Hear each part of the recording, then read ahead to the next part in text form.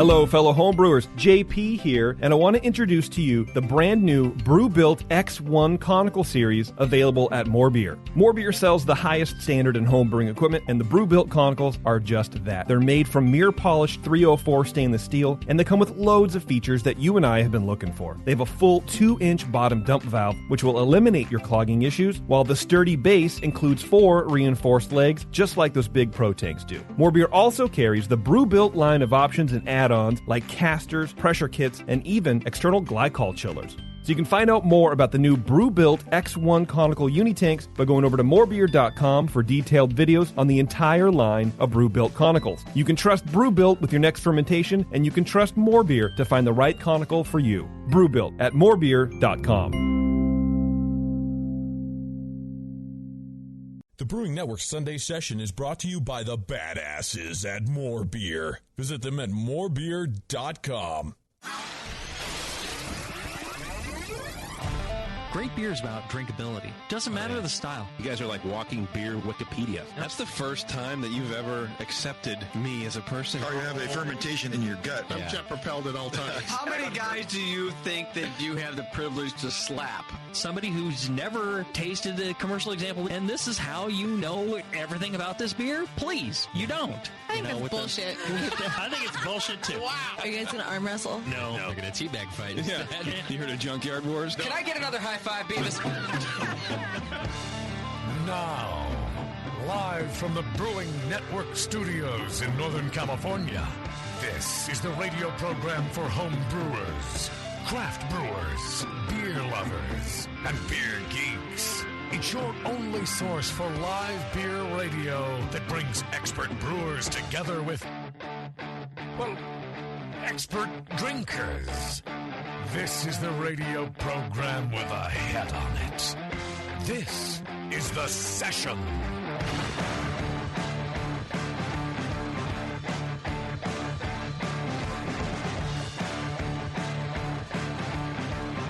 Well, good afternoon, everybody, and welcome to the Anchor Steam Brewery in San Francisco, California. Anchor Brewing Company, ladies and gentlemen. We got a live studio audience here. Welcome to Anchor, everybody. Yeah. The guys have been on the show since that first episode, and we talked about some of the new beers then, but you've done some more since. There's a Sour Mash IPA on tap right now. Now, raise your hand if in this room if you ever thought you'd taste a Sour Mash IPA out at Anchor Brewing Company. And if you raise your hand, I know you're lying because nobody thought that. And so I'm sure the brewers are excited about that too, just getting to grow along with craft beer in such a historic brewery. So we've got a lot to do today. I want to point out before we move on that our very own Tasty McDowell right here has broken his hand. Oh, no. Oh, well, I don't know why I'm clapping. Yeah. Well, yeah, shit happens. You know? Do you think Tasty just signs his own cast? Just his own signature over and Well, Tasty, you got the wrong color because I figured the guys would sign your cast, but it's black. It's going to make it hard to sign. But I'll have like a white ink pen or something. Okay. I was talking about it. I was like, yeah, it's black. You can't sign it. He goes, well, what the girls do, they just put on the red lipstick and then they kiss it. Wow. Oh. He didn't say that. I just made that up. You made that up. Yeah. How did you break That's the a hand, good idea. Tasty? Well, I could have been running down a mugger or Right. Could have been. saving somebody from something, but I fell off a ladder at home. While you were brewing, or? No, I was trimming trees, Tasty, He has a walloping willow. What am I doing that for? I don't mean any offense. The bars weren't closed. I don't mean any understand. offense by this, but should you really be trimming your trees yourself at your age? Yeah, I know what you're saying. Sure, in retrospect, I'd have to agree with you. I broke my, You broke your hand. Well, and at my age, I'm too lazy to do my trees. You can't hire that out? Sure I could. Now you're thinking about it. Well, of course now I would, yeah. Yeah, 20/20 hindsight. You know, that's one of the official signs of being old, falling off a ladder and breaking a bone. It is? That is a turning point. I thought it was when you just fall off your chair. The nurse said, a few weeks we'll have all the Christmas decoration guys falling off ladders. For that. Man. Yeah, you tree trimming guys? Yeah, well, you're in all the time. You tree trimming guys. Yeah. When I look at you, I think a couple things. One is tree trimming. What? It's fun. She called you a tree trimming Once guy. you get started, you can't stop. That's why I was sure. That's why I was sure that you did it brewing or something, like you were on a step ladder for the mash tun or something. but no. The dog ran underneath you while you were, graining out. Well, at least you didn't break a hip or something, because that would be endless fodder for me. No. So, Yeah. okay, good. I'm getting modified, so it'll be a cup holder. It's almost a cup holder now. Yeah, it's frozen pretty much like that. So I'm gonna. Have they just gone all the way around with? I'm the gonna cast? go to a body shop, have a Bondo or some other stuff on it. Yeah, we can pinstripe it out. It'll be great. Yeah. I feel like you should then patent that cast for beer I can drinkers. see it. Yeah, I could get in cahoots with the the cast people. And, Okay. Yeah. Get my patent it. Patent it. Yeah. What's in your glass, Tasty? Well, I'm drinking the Liberty. Oh, you went for the Liberty Ale. Oh yeah, it's great. Oh God, I've been drinking that a long time. Yeah? Yeah. It's a fantastic beer. It's great. I've got the California Lager, which I think is my favorite new. I know it's a couple years old now, but my favorite new Anchor beer is the California Lager.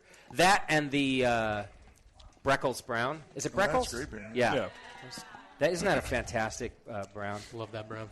JP, what are you drinking? Classic steam beer, baby. Oh, you went classic? Very nice. Well, I started with Liberty, had some of the new beers, had the Anchor Christmas, which is tasting really, really, really, really great. And then decided to go steam beer, man. Okay. Why not? Moscow? I went with the Winter Wheat. That's a new beer. Yeah.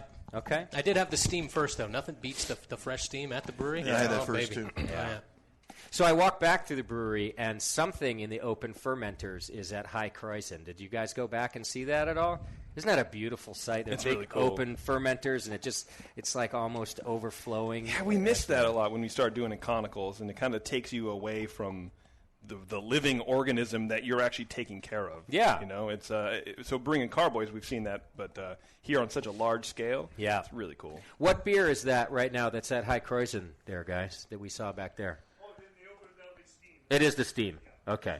Steam's not the only beer you do in the open fermenters, though, is it? In these close ones, yes. Those are steam beer fermenters. Okay. At the very end of the hall, there are two open ales. Okay, Mark's saying that in the room with the open fermenters in the closed room, that's just steam, and then the open ones out over there for ales. All right, we're going to talk more about that with you guys later when we talk about the new beers too. You can't come to Anchor and that's a great site. go look at the open fermentation. No, I've done it twice, and it's right across from the hop room, so you kind of get stuck in the hallway. Yeah. Yeah, I'm sure the brewers like that. Beautiful. Can you guys get out of the way? I'm trying to work. Yeah, no, they're actually really cool. For sure. I've been into breweries before, and I don't. It's a place where people work. Yeah. Where I'm in the way, and people let me know I'm in the way. Yeah. At Anchor, they're so welcoming to people. I've never gotten that feeling. I've never gotten an elbow in the ribs. At the 21st Amendment Brewery, I've gotten an elbow in the ribs. Well, that place is an OSHA hazard waiting to happen, so it's not. But I've been up there, back there a couple times today, and each time I thought for sure I'd be asked to, what are you here for? Make sure there's no errant tour people there. No, everyone's smiling and answering questions. It's a really inviting place. And you look practically homeless. So I feel like I feel practically homeless. Yeah. So you see my mortgage balloon payment? All right, I need to prep the audience for something here quickly we're going to do in the first segment. We're going to do a couple of things because we want to give away some prizes. Anchor donated some things for us to give away to you, and then we brought some stuff from the Brewing Network as well. So I want you all to think about right now, we want to give a prize to the listener who came the farthest today for the show. And that could be farthest in the Bay Area, too. That's all right. Like, I came from Martinez. That's How about emotionally? About as far. I think I've come farthest, emotionally to be here. Just today. Yeah. I will take that into account, sure. Thank you very much. Yeah. That's all I ask. You win. So just think about it in a couple minutes. If you think you've come a long distance today for the show, then let us know. We're also going to be looking for the most either Anchor-branded or Brewing Network-branded people in the audience. Then we've got a couple things to give away to you. Let me do a couple of announcements for the folks at home and our listeners here. Our Winter Brews Festival is back on the docket this year, of course. It's our 6th year, I think, doing Winter Brews Fest. Wow. We're doing it Saturday, January 24th. It's always the weekend between the playoffs and the Super Bowl. Another festival has encroached on my date. Boo. Yeah. That is a perfect date. I can understand why. I've been waiting for someone to wise up and do it. It is a perfect date. Yeah, I think like the San Francisco International Fest where everyone gets really drunk and throws up on each other. I think that's the same day. Sounds awesome. Which sounds cool. It's got to be going to that one. Oh, yeah. I think it's just Sunday. in parts of the city. Yeah, it's every Sunday. But ours is January 24th. It's back out in Concord, home of the all-new Hop Grenade, so you can party with us at the Hop Grenade. Information will be up on the website soon. I just wanted you to save the date. We got a bunch of merchandise on sale now, so you can just go to our website, hit the store button, and we're trying to move a bunch of our good stuff for the holidays for you guys. So some stuff is as low as $8.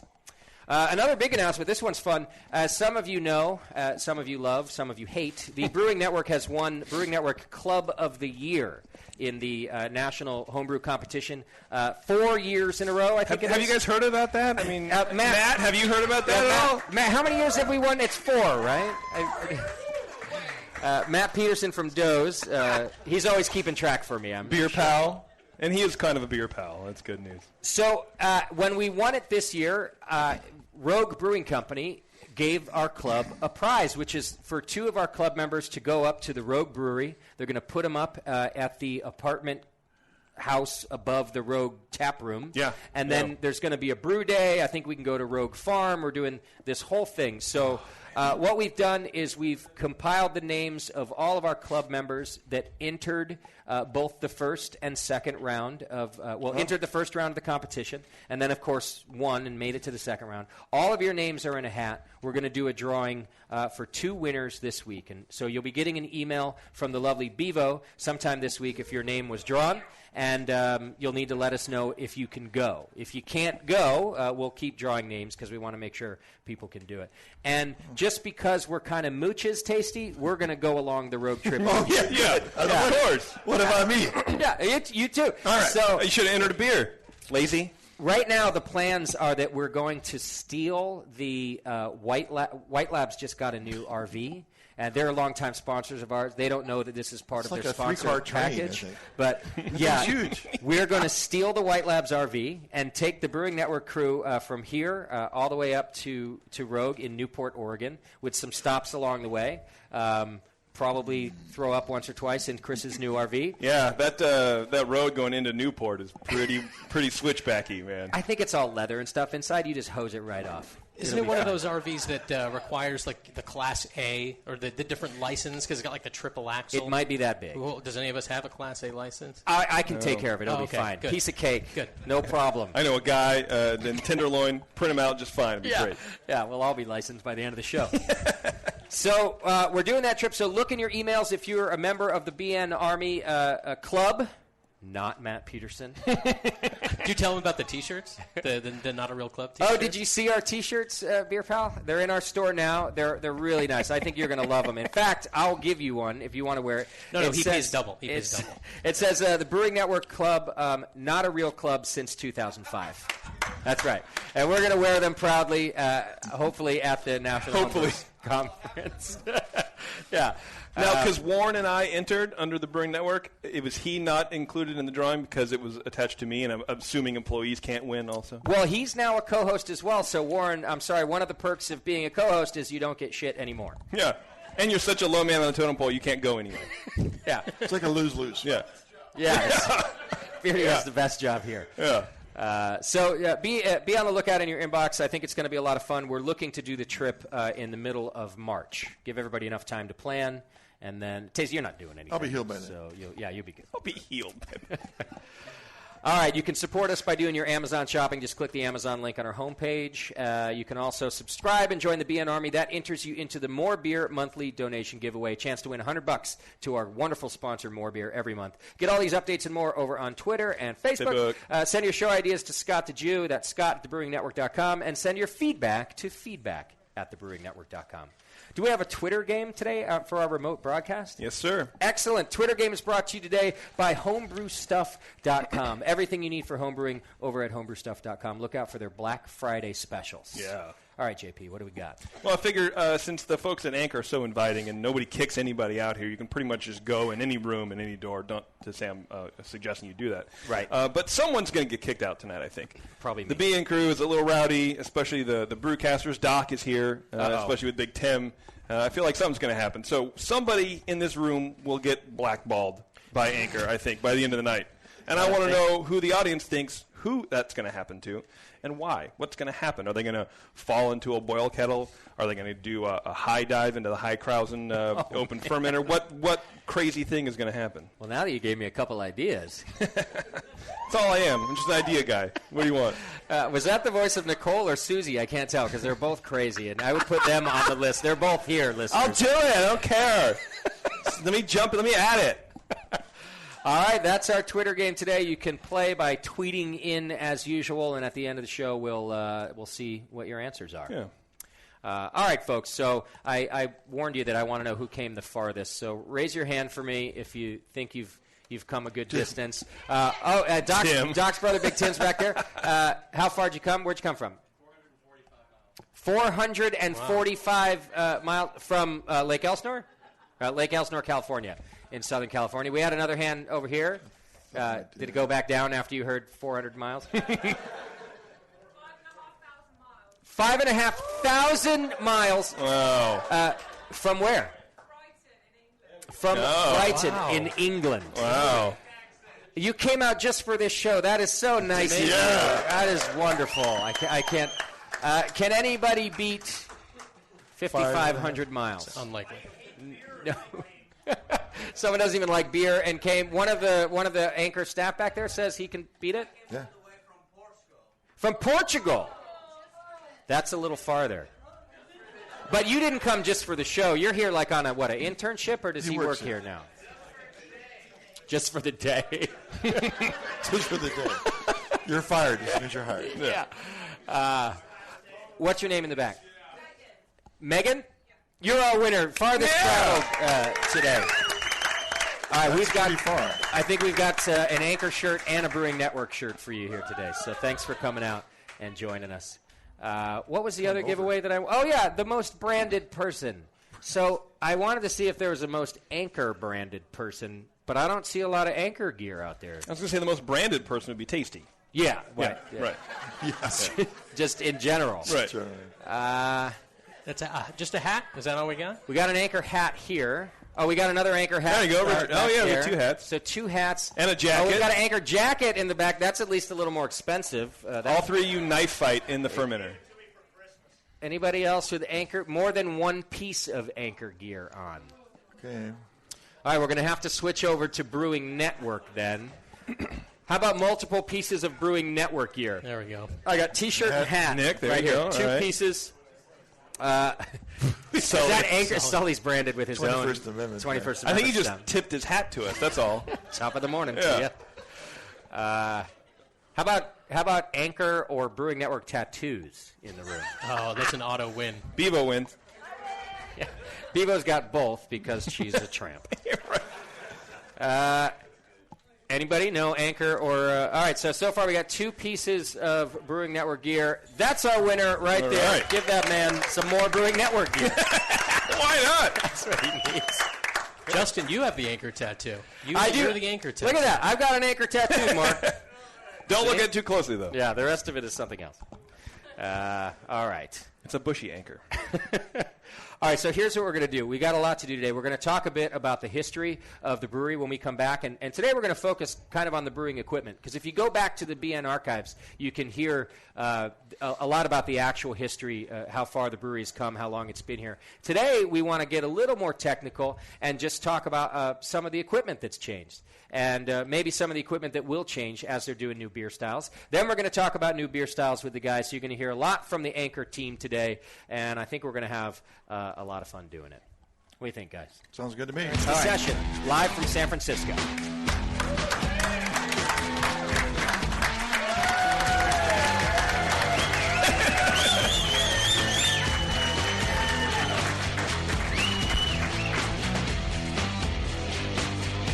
You're listening to the Brewcasters. On the Brewing Network.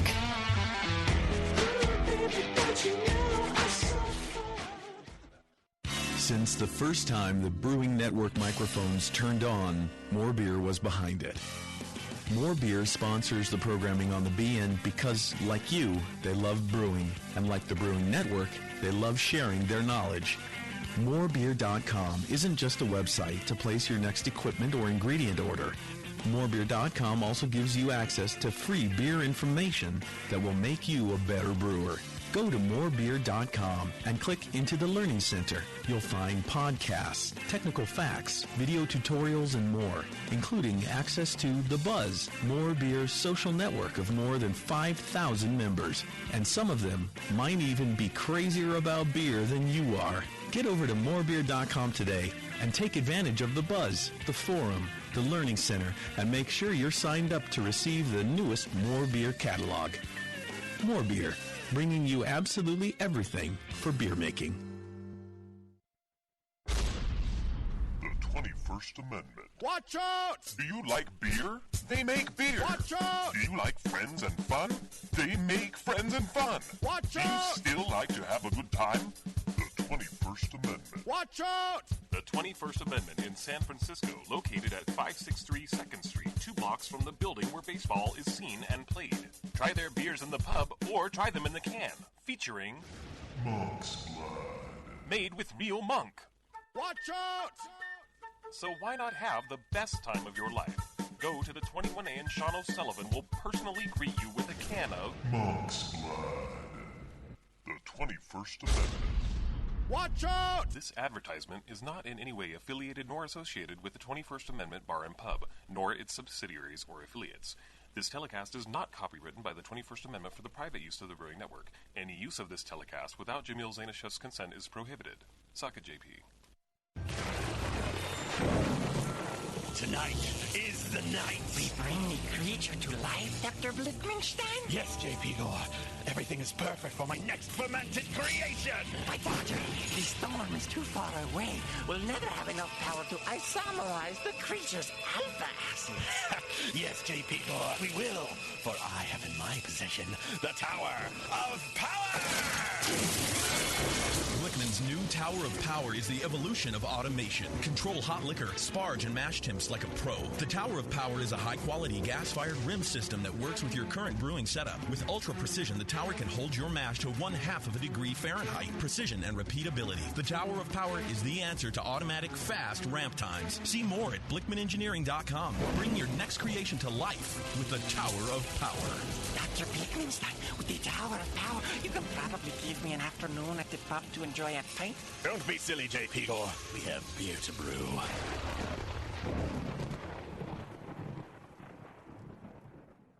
That's it. I've had it. I am never putting hops in my beer again. What? Why? It's just too ridiculous. Insane prices, stupid contracts, high shipping costs, crappy selection. Dude, you need Nico Brew. Nico Brew will rock your f***ing face right the f*** off your f***ing skull. $5 shipping to all 50 states. Plus fantastic international rates get you low prices on Nico Brew's great selection of hops and more. Whether you're a home brewer, a pro brewer, or a homebrew shop owner, Nico Brew can get you the hops you need in increments big and small, single orders, spot buys, or full contracts. And there's only one place to join the uber special secret elite bare bones club where you'll get the best deals anywhere. Holy f***ing shit. NicoBrew.com. NIKOBREW. Nico Brew, your bare bones buddy in the brewing business. Williams Brewing is your online resource for prompt delivery of quality home brewing supplies. Since 1979, Williams Brewing has offered the finest equipment and the freshest ingredients, backed by the best customer service in the business.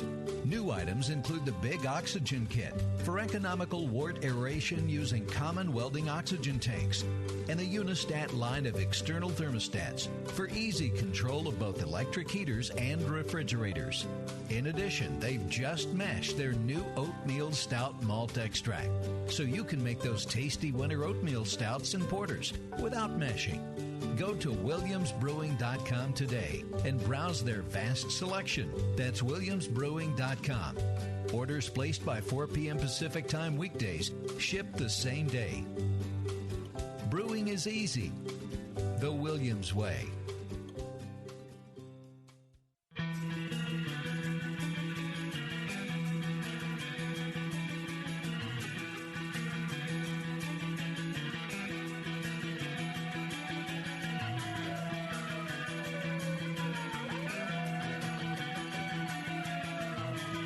tuned into this session. Because life's too short to listen to crappy radio.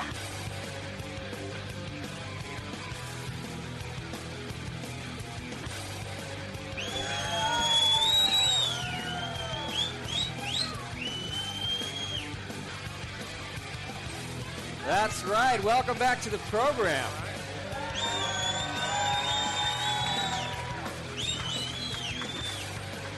An exciting show we got here today.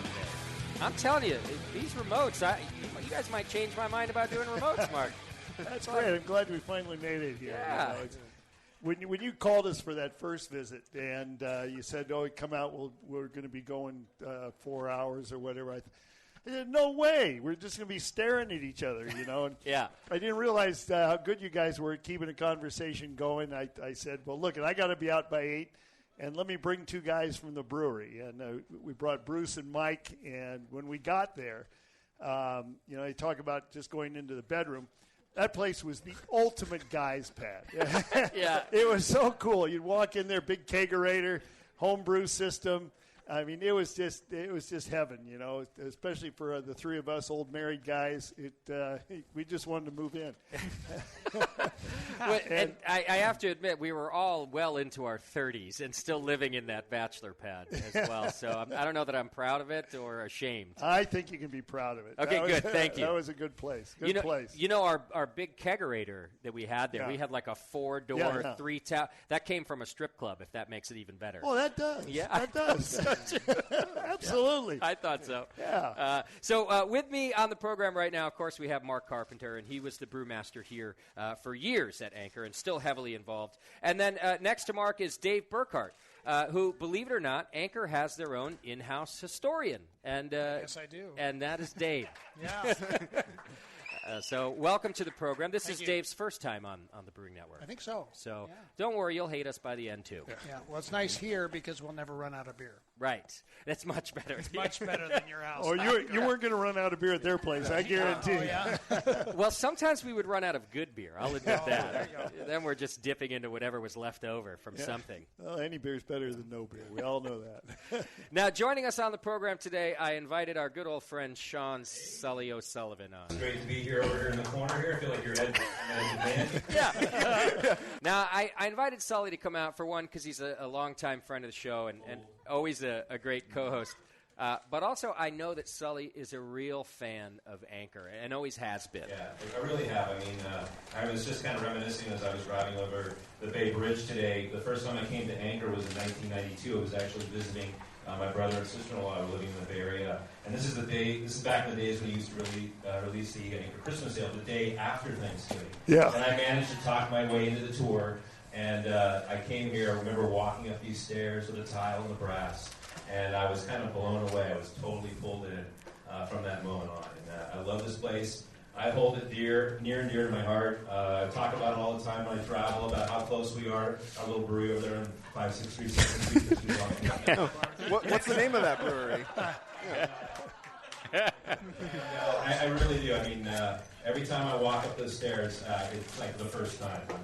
I'm going to tear up right now. That's okay. That's what I was hoping for, actually. Well, Sully not only has the 21st Amendment but they're in San Francisco, but they're building a whole new brewery now, too. So I know that you've taken some inspiration from a brewery like this and certainly their longevity as you plan the 21st Amendment into the future. Yeah, Anchor is amazing because they are a brand that doesn't yell craft, it speaks it. It just whispers it in a lot of ways. I mean, they've been around for so long, but they've really reinvented themselves over the year. They've come into their own, but still maintaining that established brand that's been here for a long time.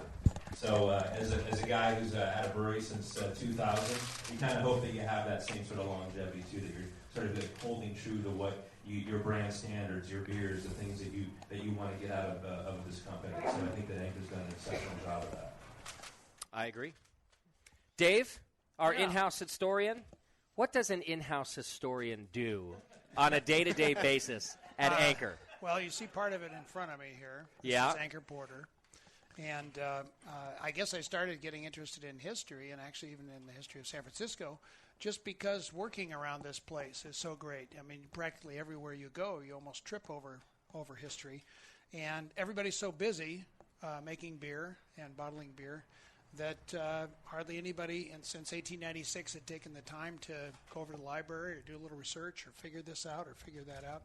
And so I just kind of cobbled together the history of the brewery, was able to find out some things that nobody seemed to know about the brewery. And some of those things informed our new beers. In other words, have something to do with why we brew what we brew or what the label looks like.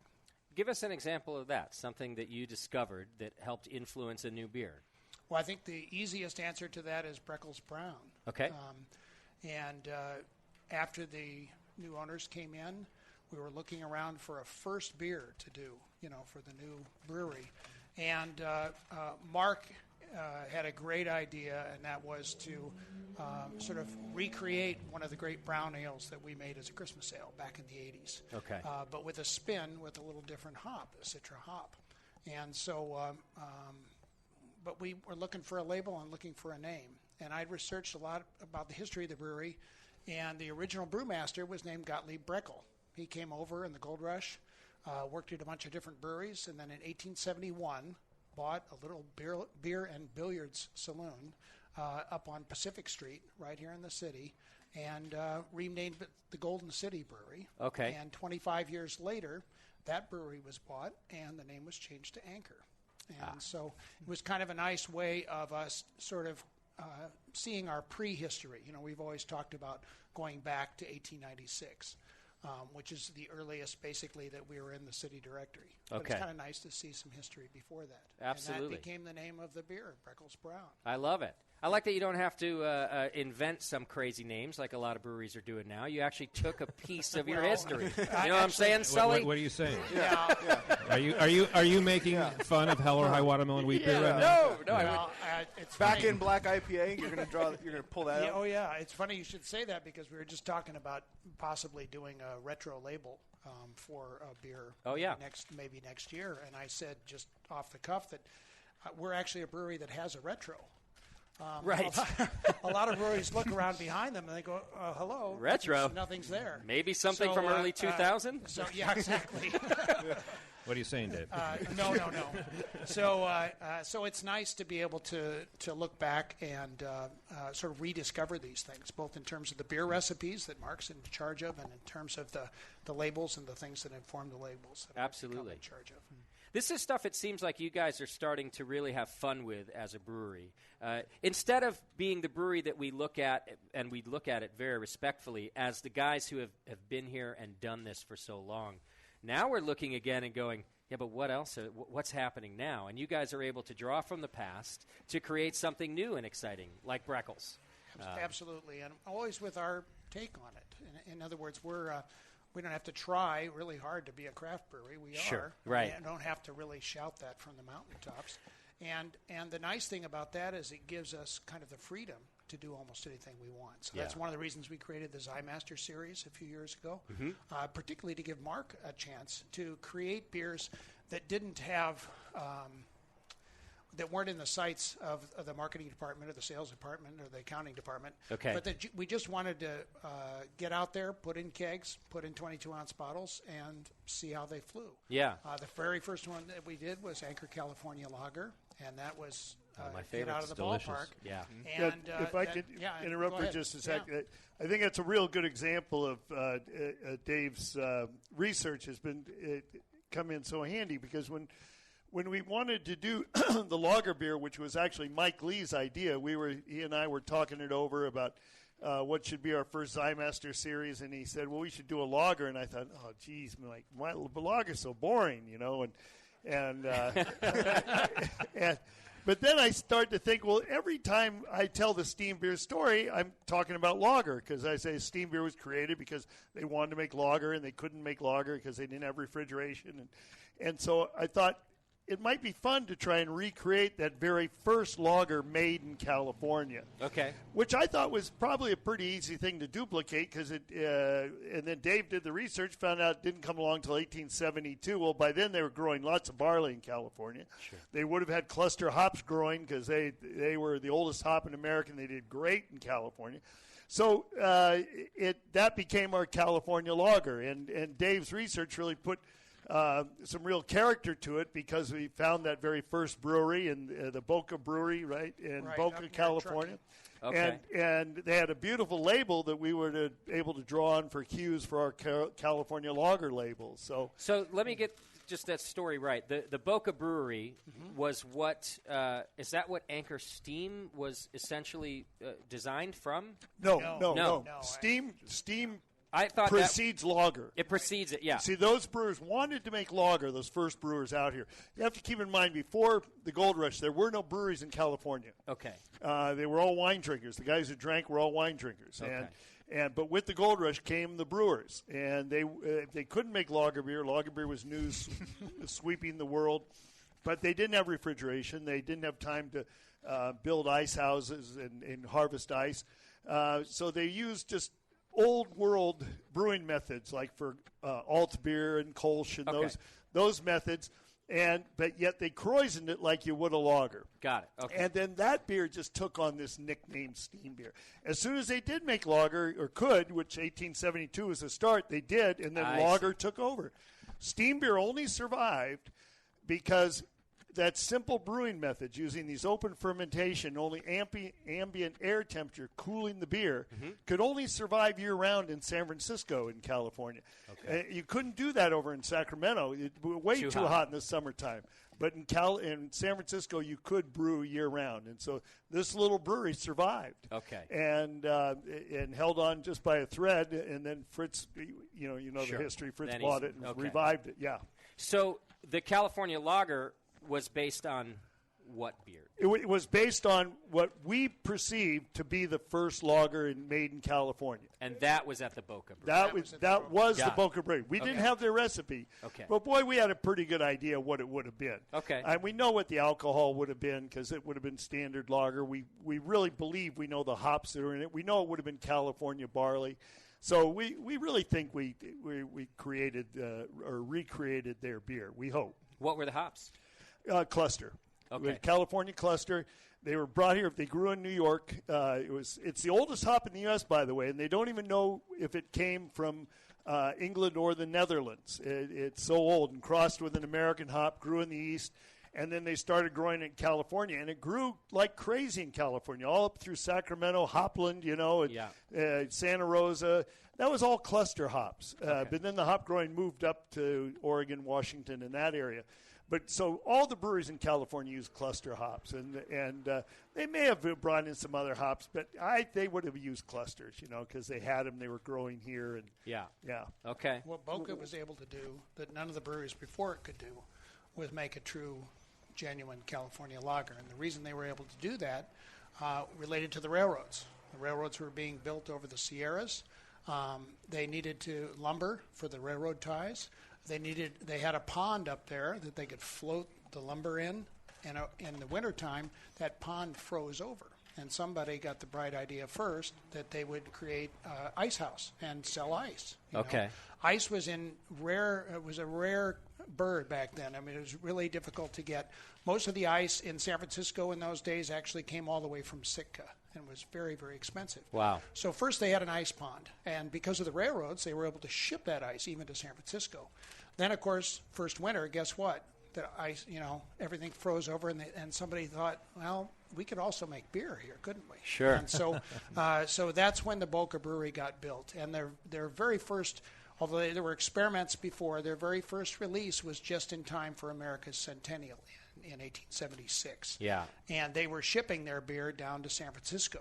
Well, that made the local brewers furious because, of course, they were all German. They weren't suddenly making a true, genuine lager. Right. So they got it together really fast to either build ice houses to bring in ice, but more importantly, that was right around the time that modern refrigeration was coming into being. So they went to the East Coast and went to Chicago and brought out the refrigeration guys and had refrigeration created in their breweries so that they could lager at very, very cold temperatures. Okay. So it's a fun story, and it's a really wonderful way of how the people at the brewery that do different things and the history of our brewery and the history of California brewing all kind of wove themselves together right. to create this wonderful product that really hadn't been tasted since that brewery burned down in the 1890s. Sure.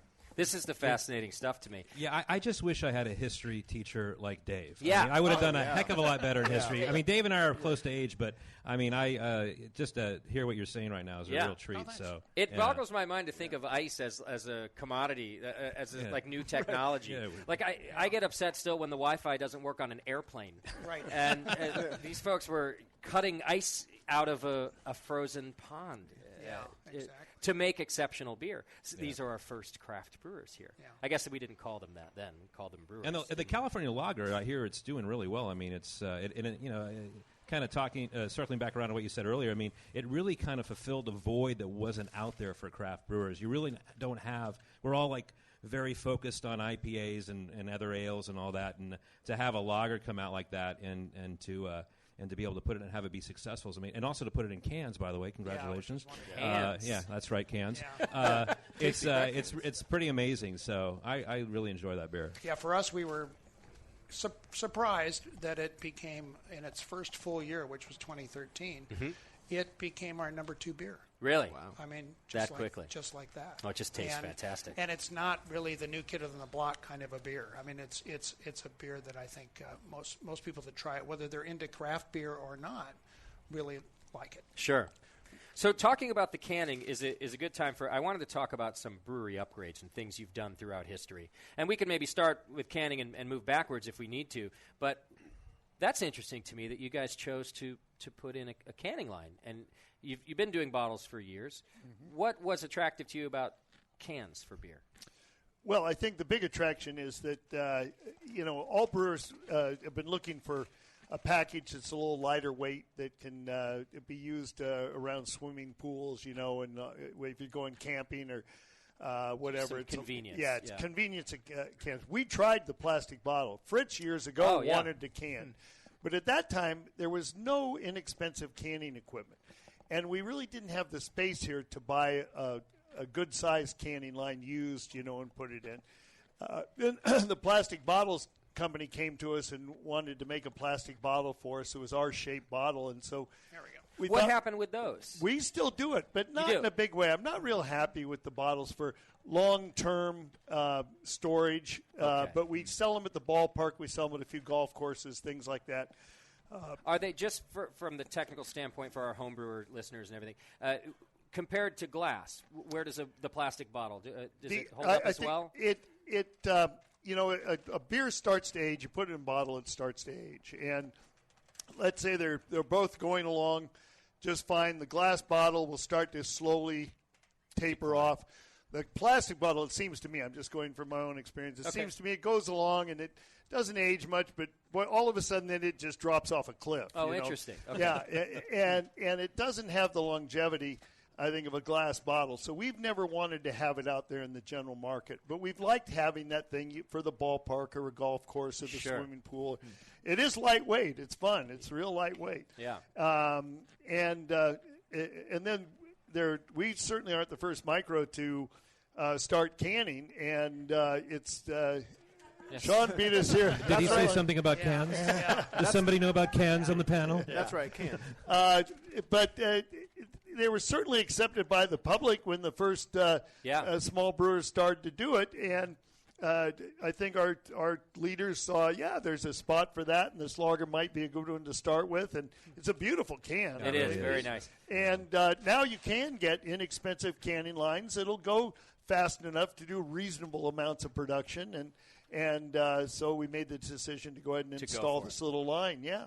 I was at the 21st Amendment the day you guys started canning, Sully. You invited me to come down, and I remember, I think it was these guys from Canada who had brought this little machine, and it was similar to... I like the way you say that, like they're slogging down with the machine on their back. From they were. They had like huskies pulling a sled with the machine on. Ice with them also. They also brought the ice. Thank God for good the ice. Canadian ice, not like this California That's shit. the best. Free range very ice. cold ice. Tasted okay, but it sounded funny. Well, I remember this filler, and it was a lot like a 4-head filler that some small breweries are still using for bottles. Yeah, it was it like just milking a happened cow. to be 2-head filler, with milking a cans. cow, filling them up, little seamer, 6-packer. And there were like Yeah. 4 or 5 of us was feeding like- yeah. this little and it worked great. It worked. It was great. I think you kicked out used it for a 15 week. We used it for a week. It kicked out 15 cases an hour. Yeah. And it was a start though. It was a start. Yeah, it was a lot of fun. Okay, you guys, how many cans can you do in an hour ish? We have who's in charge of our can line? Just as a here, reference. I think we've got a total of 8 heads, right? Did you say 120 cases? We'll do about 50 barrels tomorrow, for example. Oh, okay. 130 cans a minute. Wow. Yeah. Wow. Is it a rotary? Or Sorry, we were behind back No, then. no, way no. behind It's back two. then. It's 2 4-heads, isn't it? Oh, 2 4. Okay. So in the brewery here, which I know that you guys are reaching some capacity issues, if not or have been for some time. You have both you have a kegging line, a bottling line, and a canning line. Correct. Is the plastic bottling line different lines. than the? Yes. Oh, so 2 bottling. Wow. We have 2 bottling lines. We have a small SMB 20-valve filler that we do our magnums on. We do the plastic on. Okay. And our 22-ounce bottles. Okay. And then we have our Crohn's line that goes $4.25 a minute for our 12-ounce bottles. Okay. I have a case of your sour mash magnums at my house right All now. right. Yeah, Ramon stole them from the brewery and brought them to me. All right. Yeah. That was really nice of you, Ramon. Yeah, congratulations on your last day. That might be the Ramon last is- case you get from Ramon. That might happen. Well, that's the advantage of having a brewer as a friend. Oh, you yeah. know? Yeah, I didn't buy beer for that party. I just invited Ramon. In fact, if I wasn't a brewer, I probably wouldn't have any friends. Yeah, that might be true. I feel the same way actually. Now, just so that we have a kind of a starting point, the brewery that I see in front of me and our audience, it's behind them, this is the original Anchor Brewery at this location, the brew house, correct? No, we were actually the original brewery. If you're talking this location, this is the brew house we moved in here with. Okay. But this we moved in here in 1970. Between 77 and 79, we bought the building in 77. We started brewing in August of 79. Okay. With this brew house. With this brew house. Yes. The previous brew house at the previous location, you still have here? Correct. We have it tucked away, but we have it. Yeah. It's amazing that it fits somewhere tucked away. It was a 57 barrel kettle and a combination mash tun lauter tun. It was a really pretty little brew house. Okay. And that's where I first started brewing. And man, was that a cool day. You know, when I got the job at Anchor and I had to show up at like 4 in the morning to start brewing. And this mash tun, combination mash tun lauter tun was heated with live steam. So when you raise the temperature of the mash, the different steps, we had 3 live steam jets that you'd turn on, and you had this really fast rotating mash tun. All these things you'd read about in the book were horrible for the mash. Okay. The live steam and the fast rotation, but it worked. And a huge deep bed. It was like a 3 to 4 foot deep bed. But when you turn on the steam to change temperatures, and it would just rattle and make all this noise, and it sounded to me just like a really amplified. I don't know if you've ever been to Tosca Cafe in North Beach. No. But they have these great old espresso makers on the bar there, and they put a spoon in so they don't break the glass, and they steam them, and the thing rattles and makes this noise. It's just a fabulous old bar. Anyway, and then when you turn that on, it just sounded like that to me, and I thought, man, what a cool thing, you know. And here I was making beer and brewing. That was fun. But that brew house, we only brewed when I started about once every 3-4 weeks, you know, because we were a tiny brewery under 1,000 barrels, but we were a 57 barrel batch. Okay. Wow. So we didn't have to brew much. We were the smallest brewery in the U.S. at the time. Okay. Anyway, that brew house, to get back on track, that brew house we have next door. And I have a question about that for Dave. Will this brew house, either in a brewing capacity or in some sort of display capacity, ever see the light of day for us? It's one of the things I dream about at night. Okay. And I'm sorry to have to say that and admit it on, on the internet. Yeah. But people have admitted for it's it. okay, Dave. Let it go. Yeah. Sure. So it's a long night. Wouldn't that be fun if Mark could help us set it up and yeah. a new location? A whole new location. That would be great. Yeah. Can't say, yeah. For me, even, I would just want to see it on display somewhere. Yeah. I'm that kind of beer geek. I would love to see this stuff. So either way, you Well, guys are building a new brewery. Well, I maybe, can say as a teaser is that we are building a new brewery. We're not leaving this one, deserting this one at all. Right. It's a new brewery. It's the first time the brewery, other than the short time, and Mark remembers when we had two breweries kind of going at once, one on 8th Street and one here. Yeah. It's the first time we've had two. We'll have two breweries, and there will be a brewery museum there. Excellent. And an opportunity for people to see not only what we do today, but what we have done over the years and what other brewers do as well. So what I already perceive as the best tour in brewing is going to get even better. I think when you guys have a new location, we can see the history of beer, too. I think it'd be pretty cool. And I don't know how much you guys can talk about the new spot. I don't have too many questions because I know it's a ways away, but I did hear that it will be an identical brew house to this. Do I have that information right? It'll be bigger, but Bigger. it'll look the same. The but same bigger. type of a system? Yeah. Okay. We purchased it in the early 90s. Okay. Because Fritz Maytag always had such a long view of things that he knew these old brew houses. This was from Karlsruhe, Germany, built in the 50s that we bought in the 70s. Okay. And in the 90s, early 90s, Fritz realized these old copper brew houses are disappearing. And we had a good friend who was a brewing engineer, lived in Germany, and helped us with all of this. And we said to him, keep your eye out for a brew house. And he found this one, and there was about twice this size, and we bought it. Wow. And this would have been in the early 90s. Gordon McDermott, who worked here, went over there and helped uninstall it. Okay. And it's stored here in San Francisco. So it's a lot of foresight. Oh, yeah. That's Fritz. I mean, to have the vision he did of what this brewing world was going to turn into is unbelievable. I mean, when we first made our porter, it was 1973. Before that, we only made steam beer. Now we were making porter, and it meant we had to inventory other stuff. We had more bottles and whatnot. One day I said to Fritz, "Geez, Fritz, why do you want to make this porter?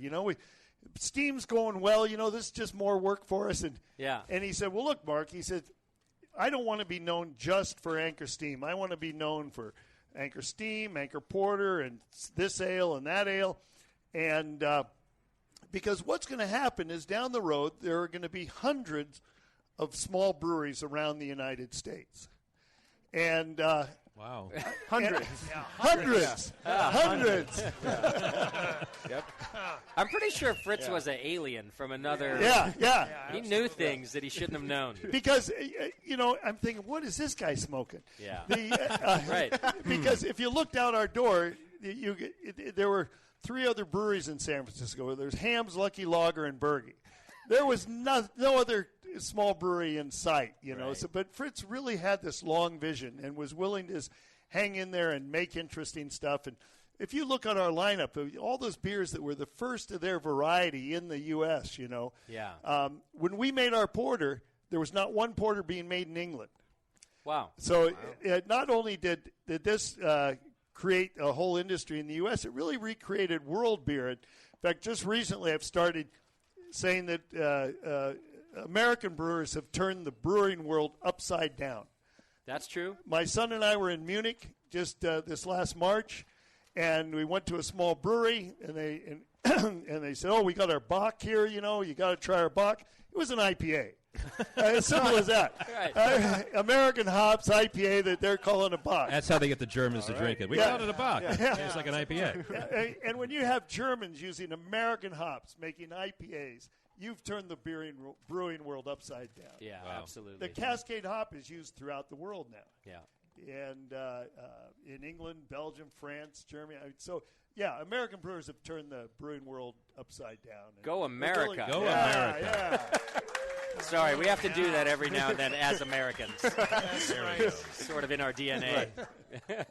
So, before we move on to some of the beers, there's a couple of new additions to the equipment that I wanted to talk about. There's you have some sort of new mash system that you guys have done. Is it a mill, or was it just an actual? No, we have a mill that's about a year old. Okay. Our old mill was a Owie mill that was, I think, built, I'm not sure when, probably the 50s. But we bought it for this brewery, moved it out here. One of the problems is we never bought spare rollers for it. So when we opened up and we so much for foresight. Yeah. Well, they bought the brew house for the new brewery. We did do that. Well, we thought, at the time we thought, we'll never have to brew all week here, because it's so much bigger. Yeah. And when we first moved in here, it was great because we were going, all the time at the old place. Now all of a sudden we could take days off. Fritz would take us to the ball game, or we'd go on salmon fishing trips. Nice. And we just thought that's the way the world was going to be. And then all of a sudden we started brewing here all the time, and no time to shut down. The rollers in that mill, that one roller is fluted and the other is flat. And if you look in there, they're all flat because we could never take it apart to regroove them. Yeah. So we finally got a new mill. And we've installed that, and it's really been pretty nice. Mike, we got a mic here. You want to cover and say how well that new mill's worked for us? Has it changed anything, Mike? It must change something. It's changed his life a lot. So, and what I could ask Mike in this regard, when you guys upgrade equipment like this. This is Mike Lee. Mike Lee is one of the few guys here in the brewery that still moved over here from the old brewery. An antique I am. Yeah. Apparently, Dave spends most of his time just studying Mike. Yeah, right. Absolutely. So, Mark, how do you feel about Dave thinking he can put the equipment that we used to use in a museum? Right. And Mike, we're going to be there next to it. You're going to go down. They'll just mount us next to It's it. going to be animatronic Mark. That would be fantastic. So, tell us about the new mill. Was it a real upgrade for you? It was. The technology is pretty much similar. Okay. It really hasn't changed a whole lot, but the new mill is much in better shape. Okay. But what I do remember is we had the reps from the company that built the mill come, and they showed us what our grind should look like, and it looked like dust. Compared to our mill, we would have sometimes whole kernels left over after we ground, but looking at that dust. He said we were supposed to use. I knew we couldn't make beer out of that, and I was right. So we've got that mill loosened up to almost make a grist just like our old mill. Okay. Because of our lauter ton.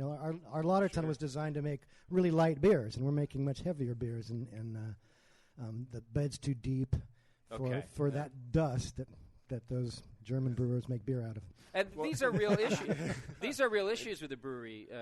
When you make what seems like a small change to me is an enormous change when you're changing how the grist is ground up, right? I mean, it changes the efficiency, the recipe. It would literally change everything about the beer, wouldn't it? Could change the flavor. And the Fritz flavor. was always worried about that he was apprehensive in buying a new mill because he was worried that it might change the beer. I see. Did you try to run a batch at their recommended settings and get a stuck mash, or did you just open it Didn't up? even try. Didn't even try. You knew just looking at it. Yeah. And the new mill has a vacuum system for transferring the malt. Was there a vacuum system before? Yeah, we didn't change that. That was existing with the old mill? Yeah. Okay. And so how's the beer now? You got it dialed in? We got it dialed in. And we actually are using less malt now. Oh, yeah. So a little more efficient. Way more this efficient, way. yeah. Because what I wanted to ask about, not just this piece of equipment, but any changes you guys make. Anchor is one of these breweries with such a fabulous house flavor. And I would compare it to other breweries, too. Like Sierra Nevada has a house flavor. You know it's a Sierra the second you smell it, right? And I feel Anchor's the same. Is this something that you guys have to be really concerned about when you upgrade or change? That surprises me. Oh, yeah? I think we here at Anchor don't get that. No kidding. That's just because you're drinking it every day, maybe. I guess. Yeah. By show of hands, would anyone agree that Anchor has a real house flavor that you can? It's really recognizable, right? Yeah. And this is a positive attribute that I would be worried about protecting is what I mean, because I know Anchor when you open it. I know what it is. Yeah. It's our mill. It's your mill. Never change it again. Right. Buy a shitload of rollers now. If you have we to. actually have spare rollers for this one, time. so we're okay this time around. Okay, good. So we can switch it out and then rebuild these. Yeah. But it's interesting the comments on the house flavor because it's we are too close to it. You know. Yeah.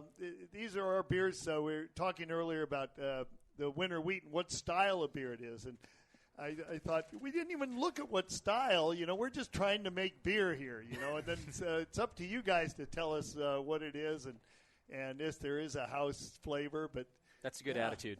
I think you could address, though, Mark, maybe a little bit about some of the new yeasts that we've been using. So there was always also a reluctance around here to play around with yeast at all, to use any other yeast other than the two yeasts that we'd used for years and years, our ale yeast and our steam beer yeast. But maybe that would be something. I would love to talk about that. Let me do a break first. And actually, we wanted to do maybe a game before. We'll do it when we come back. We'll take a quick break, and we're going to get ready for we want to give away some more prizes and get the crowd involved as well. But what I'd like to do is put some of these new beers in front of us, especially this winter wheat and the Sour Mash IPA, and then talk about some of the new things you're doing, including new yeasts. Very good. This is obviously a pretty important one, new yeast at Anchor. Yeast is very important, Justin, in the brewing process. It's one of the 4 main ingredients. Yes. Yeah. So thank you. I'm glad that Beardy and Sully are here because where would I be without them? Sully, by the way, was at his new brewery this morning installing new tanks and all sorts of construction going on over there. Yeah, we're building a new brewery down in San Leandro on the other side of the fence from... Thank you, Nicole. Other side of the fence from Drake's, and we were dropping in some or floating in some tanks today. Don't say drop when you're craning in tanks. Do not drop. And it was a very exciting day today. So I'm glad that you were able to. I know you were probably doing a lot of the labor yourself, so it's good that you're here and awake with us. Actually, I was peeling the protective coating off the tanks at 6 a.m. this morning. So I'm going to come by this week and see some of this. Everybody can come down. Okay, everyone's invited. Everybody. The tasting room's already open. Yeah. It's called Drake's Barrel House. It's right next door. All right, we are live from Anchor in San Francisco. We're going to take a quick break, and when we come back, more with the Anchor guys about new beer. Be right back.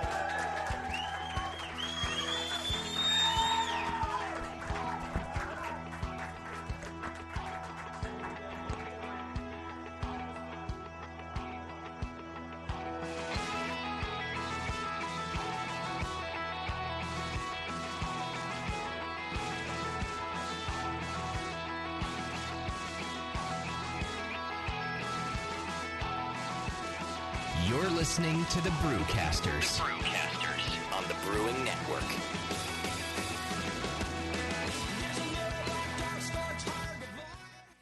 Adventures in Homebrewing have the knowledge and expertise to craft their own gear and original recipes. Some of the things homebrewing.org creates and manufactures in-house are the Brutus brew stands and propane burners, the Serial Killer adjustable 2-roller grain mill with 7-pound hopper, custom stainless steel false bottoms designed to fit kegels, coolers, and mini-sized brew pots. And the BN Army receives 10% off their homebrewing.org orders when they use coupon code AIH10 at checkout. The brewers at Adventures in Homebrewing have designed a huge selection of original recipes for extract and all-grain brewing. Adventures in Homebrewing original recipes are tried and tested, proven to be of the best quality. And right now, Adventures in Homebrewing is shipping 24 of their best recipes for free. Visit homebrewing.org for the most current selection. Once you try one of Adventures in Homebrewing recipes, you'll keep coming back for more. And now, it's even easier with free shipping on these kits. And don't forget to use the current coupon code AIH10. Adventures in Homebrewing at homebrewing.org.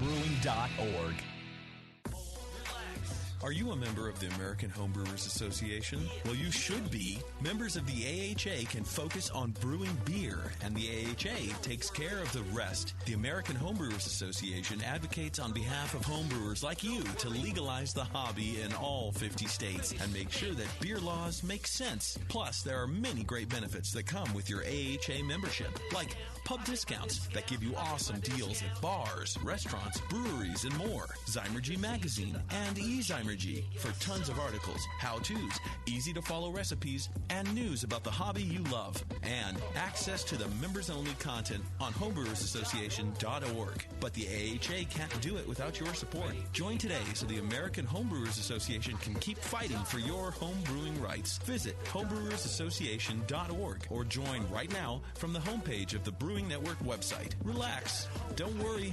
It's the American Homebrewers Association. When I order a beer, I want my server to know more about it than I do. I want someone who enjoys good beer and loves helping others enjoy it too.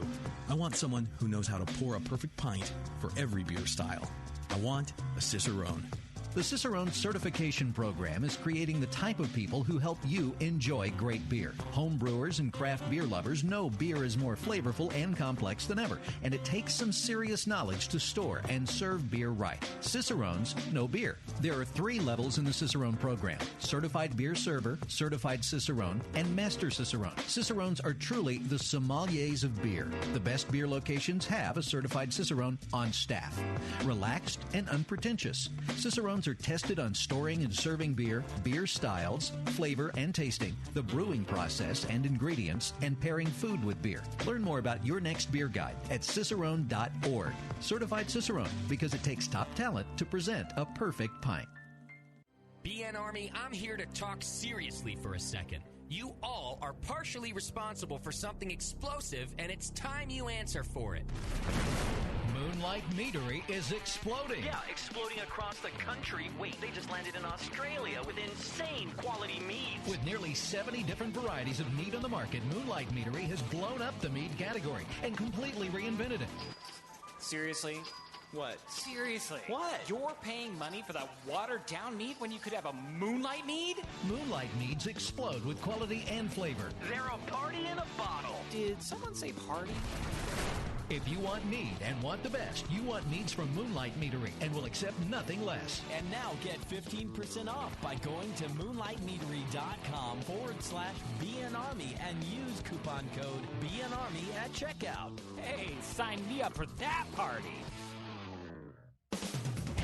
The best thing to happen to brewer's yeast in a century is from White Labs. For pro brewers and home brewers, yeast in the new Pure Pitch package powered by FlexCell technology redefines how fresh your yeast can really be. That's because your yeast is cultured, grown, and delivered all in the same Pure Pitch package. It's never been transferred and never been exposed to the environment. Pure Pitch is powered by White Labs' proprietary FlexCell container, which took 6 years to develop and is designed to be the best home your yeast has ever traveled in. Just cut open a Pure Pitch package and pitch the purest yeast possible. Learn more about Pure Pitch, powered by FlexCell technology, at whitelabs.com. And while you're there, sign up for one of the many great classes White Labs offers, like Yeast Essentials 2.0, coming up August 22nd and 23rd, or any one of their great workshops for brewers, distillers, and vintners. Pure Pitch from White Labs. 6 years to develop, refine, and perfect. 2 seconds to open.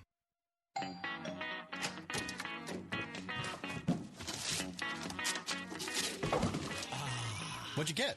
More brewing ingredients? Yep. You know what I love about Brewmaster's Warehouse? The $6.99 shipping? Well, yeah, but... Oh, the in-store classes for beginning brewers. Yeah, that's cool, but... The Brew Builder. Creating and saving your recipes online is awesome! No, I mean, yes, but... The cheese-making supplies. No. Oh, the wine-making supplies. Oh, the distilling equipment and liquor flavorings. All that stuff is awesome, yes, but what I really love is that the guy who runs it is totally hot. And that Brew Builder software is awesome. Oh, yeah. Brewmaster's Warehouse brings you flat rate shipping on great equipment and ingredients to make beer, wine, cheese, and spirits at brewmasterswarehouse.com. And if you're in Georgia, stop by Brewmaster's Warehouse Monday through Saturday from 10 to 6. Visit brewmasterswarehouse.com today. Because it's totally hot. Oh, yeah.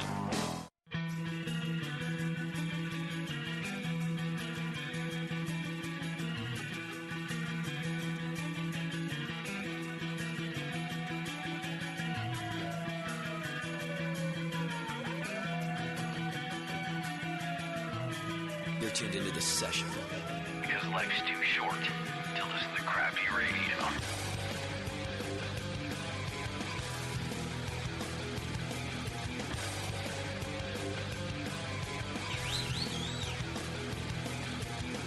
Yes. All right. Hey, welcome back to the program, everybody. Thanks so much for sticking with us. We're having a great time here at the Anchor Tasting Room in San Francisco. Nicole Ernie is here helping us out, cheering on the crowd. She's doing a wonderful job. Nicole, one of our listeners, I think you'll love this, described you as the Jack Russell Terrier of the Brewing Network. Yeah, there's a lot of energy, a lot of excitement. Nicole, ball, Nicole, ball, get it. Nicole is now running around the tasting room energetically. She signed a waiver, I imagine. Yeah, of course. So we got a lot to do still. Let me let you know about something. As we're talking about this wonderful brewery, you too can start your own brewery, and I hope that you would do so one day if you are so inclined, because we need more great brewers in the world. And one way to do that is to pick up the Brewers Association's Guide to Starting Your Own Brewery, which was written by Dick Cantwell. Dick Cantwell, of course, is the founder of Elysian Brewing Company. They make amazing beer. He's a very experienced brewer and a good guy. He's written the entire book, and he covers everything from ingredients, financing, business plans, quality assurance, distribution, wastewater, sustainability practices, you name it. It's all in the Brewers Association's Guide to Starting Your Own Brewery. So go check them out. You can go to brewersassociation.com, and you'll find their book list there. It's a very comprehensive guide, and I don't think you should start one without it. I'm sure Fritz didn't have a manual when he picked up the Anchor Brewing Company, but I bet he wishes that he did. So go check it out, the Brewers Association's Guide to Starting Your Own Brewery. It sounds like Fritz had a manual. Yeah, he had a manual. All right, we're going to do a game before we get into the beer with these guys. I like games. Parcheesi, what do you want to do, yeah, man? we're going to do Hungry Hungry Hippos? We're going to play an entire game of Risk right now in this segment. Actually, we dibs on Australia. Australia's the key to the whole thing. You see. Our listeners that are here in the tasting room put their names in a hat to compete today in some wonderful Anchor trivia games that we have planned for you. I need Chris Cohen and Max Bautista to come up to the front. That's right, Chris and Max. Do we have Max here as well? There we go. We got both. All right. Yeah, we're gonna basically blindfold Max, so he doesn't know what's happening. I don't even want him to know what the game is. We're going to warn Max. Is what we're going to do. Yeah, make him blind so this must be Chris in front of me here, right? All right, Chris, take this microphone right here. Let me get that working for you. Chris, where are you from? San Francisco. Right from here. All right, thanks for coming out. Took about 5 minutes to walk over here. Yeah, hold that mic as close to your mouth as you can there. Right when it feels super uncomfortable, that's where I want it. Yeah. Okay. Yeah, there you go. See, now we're going to hear you.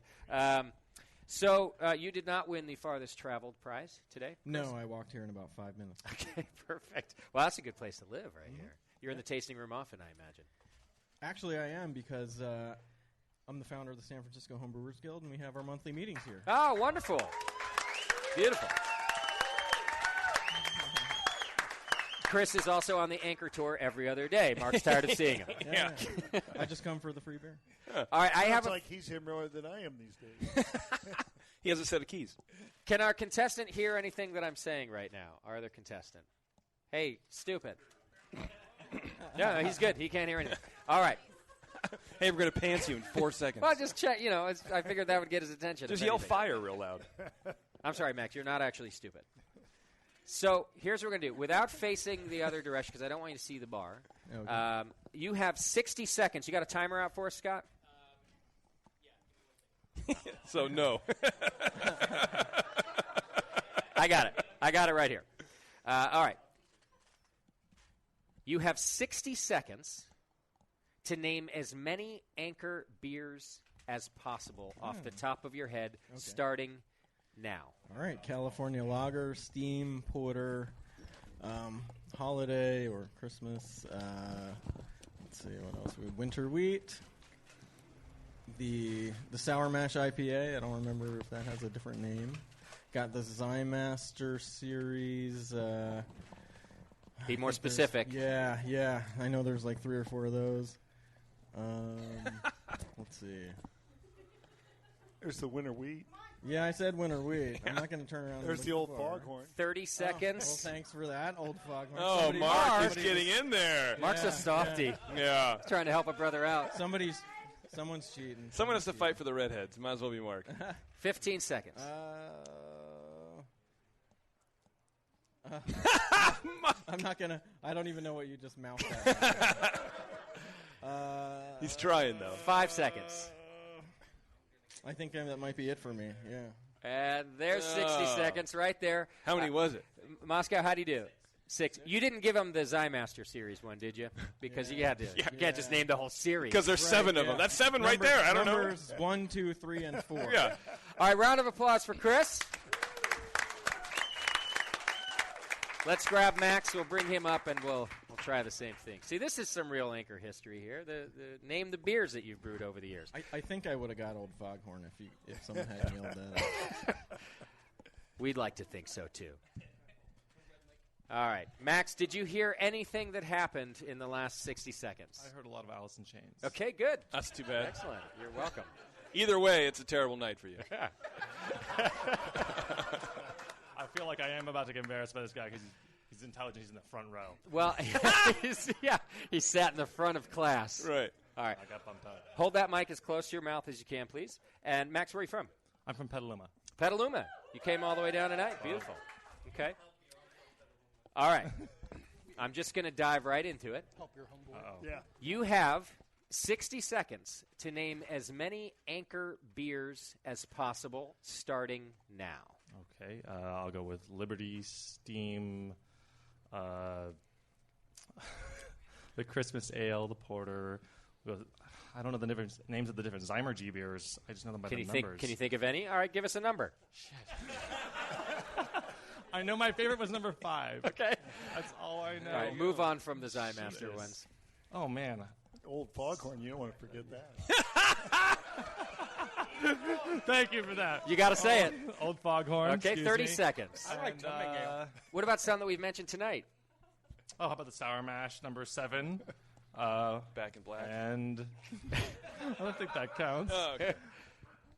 I think that's about all I can go. You've got 15 seconds in case anything comes to mind. My friend's favorite is Breckles, actually. So Breckles? Brown. Okay. Whispering. 10 seconds. What else is on the table? Jesus. I see a lot of different colored beers, no labels. All right, that's time. All right. All right, before we get your score, Max, Chris got 6. So I think we're pretty close here. Hopefully not tied, because I don't know what to do then. Max got 7. Wow! By 1 I point. feel bad. I had a lot of help from the crowd. So did he. Don't worry about it. Yeah. I'm pretty sure that Mark actually played for Chris, so you did fine. Max, you're the proud winner of something that Scott has to give you. He can have Anchor Steam or Brewing Network stuff. I stole a BN pin earlier, an Anchor pin earlier, so I'll take a BN thing. There we go. Beautiful. Yeah. Thanks for playing, brother. There you go. Max and Chris. All right, you guys grab that for me. As promised, we wanted to talk more beer. He had his Steam hat on, and he had an in-house T-shirt. You know. That's true. We'll probably end up giving prizes to Chris, too. We're pretty soft over here. We are, actually, yeah. So we like to make you work for it. That's right. We got to make fun of you first, and then we're soft about it. We've got some more games to play a little bit later, so if you put your name in the hat, there's a chance to win. If you didn't put your name in the hat yet, you should. It's fun. We only make fun of you a little bit, as you can tell, and that's just for our own pleasure. Right. So I promised we'd talk beer. And to talk beer with us now, not just Mark Carpenter, but we've got Bruce sitting down with us again, too. Hey, Bruce. How are you? Welcome back to the program. Thank you. Good to be back. Bruce got dragged out to Pacheco as well, so this is his second or third appearance. And then Mike is back as well, who's done every appearance with us also. And then we brought in, as promised, we didn't want to just talk to the famous guys or, the old guys. We wanted to talk to some of the newer brewers, too, who are here day in and day out. So we brought Ramon onto the program. Round of applause for Ramon. Thank you. Yes. Ramon's also part of their affirmative action program That's here right. at Anchor Steam. That's right. Got to bring some color around here. That's absolutely true. He's from Petaluma. He's from Petaluma. Somebody outside of San Francisco. Just here to jog the old guy's memory about the good old days. I'm from Petaluma. He's from Petaluma. Now, Ramon brews here day in and day out, and Mark admitted to me that while these guys designed the new recipes, oftentimes they can't remember things like what yeast goes into the beer. But guys like Ramon who are here doing that day in and day out, he can remember. Mike brought a book along. Brought the book, Secret Bible. Uh-oh. If I could make one comment about ingredients. Yes. We very often people say we use two yeasts. We have our lager yeast and our ale yeast. Well, the reason we had those yeasts is when we started doing ales, this was back in the early 70s, where do you get your ale yeast? There was no White Labs. There really was no good source of yeast. And we only brewed ales infrequently, once a year at Christmas or when we did the Liberty Ale. So we couldn't really maintain any ale yeast. So we wound up getting our ale yeast from either Genesee Brewing in New York, or I think we got it one or two times from Molson's. Do you remember that? Okay. From Molson's in Canada. And then we had our lager yeast, which was we used to get yeast from everywhere. Every little brewery around, we would take turns hitting them up for yeast. And then we finally started using a Wallerstein Laboratories strain. But it was hard to get yeast and different yeast. Now you call White Labs, you can get all these different yeasts, and that's where I think one of the things we're going to be talking about. And the beer world's changed so much. If we want to do a special malt, we used to have to bring in a whole container of English malt if we wanted to do an English beer. Now I can get on the phone and have it over here tomorrow. Right. You can get it by the ounce now. Yeah, it's unbelievable the difference in what's available to all of us. So I'm glad that you bring this up because in some ways, even us fans of Anchor, I think we used to think, well, Anchor doesn't change because they're a little stubborn. They're just sticking to their guns. But really, this is how you started. It's just what you got. That's it. So that's it exactly. Now everything's available to you. Everything. Yeah. Okay. So I would like to know, if any of you know, even just a rough number, how many different beers are you brewing now here at Anchor? I couldn't do much better than Chris. Are we talking 10 beers? Is it more than 10 now? Dave might have it be better. It's I more think than 10. it's around 12. You think it's around 12, Ramon? Yeah. Something like that with all the Zymasters and. Okay. That's 7 alone, right? If the whole series, you've done 7 now. Well, yearly. Yearly. Okay, so once a year. Or it's not once a year. You guys do the Zymaster. We do about 2 a year. 2 a year, okay. And then there's a 4 seasonal. 4 seasonal beers, 2 Zymaster a year, all the regulars. This year we've all done the regulars. 4 Zymasters this year. Okay. Yeah. Well, you guys are getting into this Zymaster thing. Yeah. I like it. 4 seasonals. I feel like they just wake you up off the couch every now and then, Mark, That's and say, it. design us a new beer. That's it. Then I go back to sleep. And then you go right back to bed. Yeah. All right, so one of the new beers that's in my glass, and I know that JP was enjoying this earlier in the show, is the Winter Wheat. Yes. And this is a brand new beer for you guys, Yes. right? This is the first year you've done it. So It's a seasonal.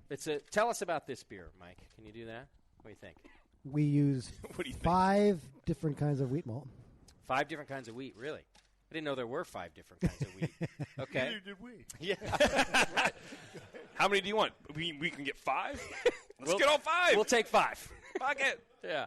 All right. One of which is roasted. We really like that one a lot. Okay. What about is it 2-row base malt, though? I Yeah. assume? Yeah?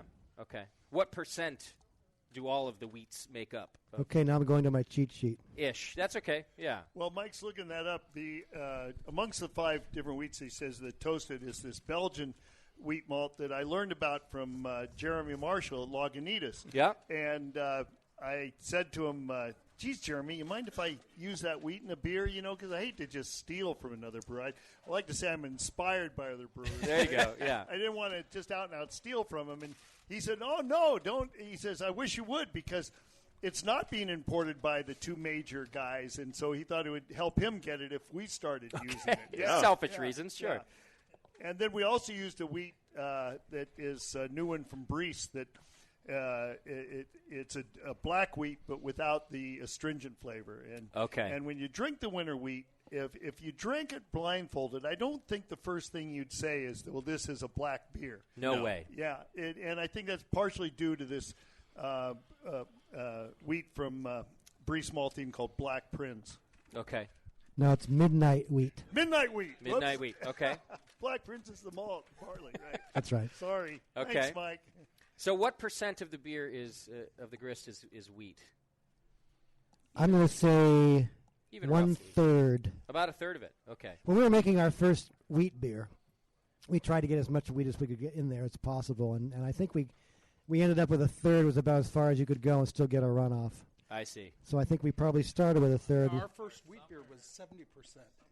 70% wheat. Yeah. No, but I everyone got would that have backwards. a stuck mash with that. We did. But, no, we actually Didn't anybody tell you that was a silly idea? It didn't convert and it didn't run off. Really? Yeah. No, but we did. We remember we put in the spent hops. Oh yeah, that was a great idea. into the mash as well? Yeah. What did you do that for? Because you needed the filter bed. Okay. And the wheat didn't have any of the husk Okay. to act as a filter bed. And So what happened? We were told by Sold it would run. He's right. It was a bad runoff, but it was an old German trick. And Okay. that's what. Anyway, we tried it. We tried it once. Yeah. I wish I was in the brewery that But day. to hell with the runoff. You had to get the spent hops from downstairs into the lauter tank. Up to here. Yeah. Wow. Now, when stuff like this happens at Anchor, you guys have been doing this for a while, so mistakes have happened. Do you still get frustrated, or is everyone standing around laughing? We stand around and laugh and get frustrated. And then get frustrated. I would say we wound up laughing about it at the bar later on. Okay. That makes Right. sense. In the moment, I'm sure it's not that funny. But honestly, that was probably one of the great things about working for Fritz, because he said, well, if we're going to make a wheat beer, we want to use as much wheat as we possibly can. It was just his attitude, you know. I like it. And, and it was fun working for a guy like that. Did the beer make it to market, this 70% wheat beer? Oh, yeah. It did? Yeah. Okay. That was our recipe for quite a while, but, Mark was talking about not having ingredients available to us. Our first wheat malt was horrible. You should have seen the brew chart, the conversion the temperatures we went through. Oh, really? It was like 2 pages, and we couldn't mash in at low enough of a temperature in our mash tun, so we had to use a hose in addition to it. Really? Is that just because of how the malt was made back then? Now you don't have to do that, right? You can just do one temperature now? Or No, we do have some steps, but it wasn't as bad as the old days. Where it took all day. Yeah. Okay. And extra hose. But we had all day. More hose. I need more hose. Ramon, more hose. They can't get here for another 4 hours, so. We used to pin the cold water hose down with the doors on the mash tun because you had to go do other stuff, but sometimes it would get away in the hallway. Then you'd have a huge mess. There'd be water everywhere. Wow. Okay, so this beer, it's about a third wheat. And let's just talk about the malt profile real quick because, Mark, I think you're absolutely right that you'd never guess this was even a dark beer. Yeah. I think if you were blindfolded when you were tasting it. It's very smooth. Very smooth, isn't it? It's just it's got a great character to it. And a nice maltiness. We didn't try to make. We weren't making an IPA type beer. We weren't really highly hopped. We just wanted to really. It's 7% alcohol. JP likes that. Yeah, 7% alcohol, so it's going to warm you up in the winter, And good. And, or during this show. Or during the show, yeah. Yeah. And we just think it's a great beer. It is a great beer. It has a little roastiness on the end, which I really enjoy. It kind of balances the sweet. There's some kind of caramel in there. I really enjoy it. It's very well balanced beer. It does not drink like a 7.5% or 7% winter warmer. Yeah. It's very, very pleasant. Especially the fourth pint. Yeah. I haven't gotten there yet, but there's we'll there's even a little, I don't know if tart is the right flavor, but in its dryness, because it's a nice dry wheat beer, there's a little bit of a tartness that I think helps to clear it and dry it out as well. That I really like. It's certainly, I think, more malt forward than it is hop forward, right? So obviously, you said you weren't going for an IPA in that case. But what are the hops? Mike? Northern Brewer. All Northern Brewer. All Northern Brewer. Keep it simple. I like it. I was worried. A lot of winter beers, of course, you guys have your Christmas ale. A lot of people spice their winter beers. Yeah. So I was concerned when I saw the color in my glass that it was going to be a big spicy beer, and it's not at all. It's very refreshing. We have our Christmas ale for that. Yeah, that's enough already. Yeah. I have a feeling you're not Anchor, for as long as Anchor has been Anchor, if you don't have a light touch when it comes to designing beers. Yeah, absolutely. Anything else that sticks out to you about this beer? I love the balance. The surprise was the alcohol percentage because it doesn't drink like that at all. Yeah. I like kind of the sweetness. There's a dryness, like you said, that kind of complements really well. There's not a whole lot of hop forward beers or a lot of hop forward flavors, a lot of hops in there. Yep. Which a lot of beers have, and I dislike. I'm tired of that. Yeah, it's hard to find a beer that's really well balanced, and this is one of them. Is this in bottles as well? Yeah, you're very welcome. Yeah, this is in bottles. Okay. Bottles, yeah. Yep. Ramon, do you have to brew this beer here at the brewery? Have you brewed it? You brewed it? Brewed it all the time. Any particular challenges or tricks to get this one right? Not really. It's a small brew since it's a high gravity, but 30% wheat's pretty easy to brew. You don't have to put in like rice hulls or anything like that for something like that? No, nothing. Okay. We don't do any of that. Even for our summer beer, which is 60% wheat, we don't do that. Is that just mash tun design that helps you that? Because I don't think a home brewer would be able to do that, but I don't know. Lauter ton and a pretty loose grind and helps us out. Skilled brewers. Skilled brewers, yeah. Number one, skilled brewers. I mean, I don't know. I just drive the truck, so that's what they tell me. Me too. I don't know. Now, what about the 5 different types of wheat? I'm actually not too familiar with the volumes of your system. Does that mean that Ramon has to lug, that many different bags of grain, or do you guys have it in like super sacks Yes. or silos? It's nodding sacks. yes. It's sacks of grain, Ramon. Okay, so you hate this part of the beer. Be honest. 5 different wheat you have to load. Thankfully, the good part, if you're brewing it, somebody else is grinding it. Okay. So, so it's good to be the brewer, bad to be the grinder. Unless you're at a dance club, and then pretty good at that. It's reversed. Right. Yeah. Okay. One of the 5 wheats is a local winter wheat that Dave Burkhart found. Local where? Yeah, Dave's going to come over and tell us about America. that. Local to America. Right. How local? Very local, about 75 miles away from here on the Russian River in Healdsburg. There's a little family farm, and I thought it'd be fun. We had all this wheat to begin with. We might as well have another one. Yeah. And it would also even out with the IPA. Our IPA uses 6 different hops, so now our winter wheat uses 6 different grains, 5 wheats and barley malt. Beautiful. So we actually went up for the harvest. It was beautiful. We got a drone.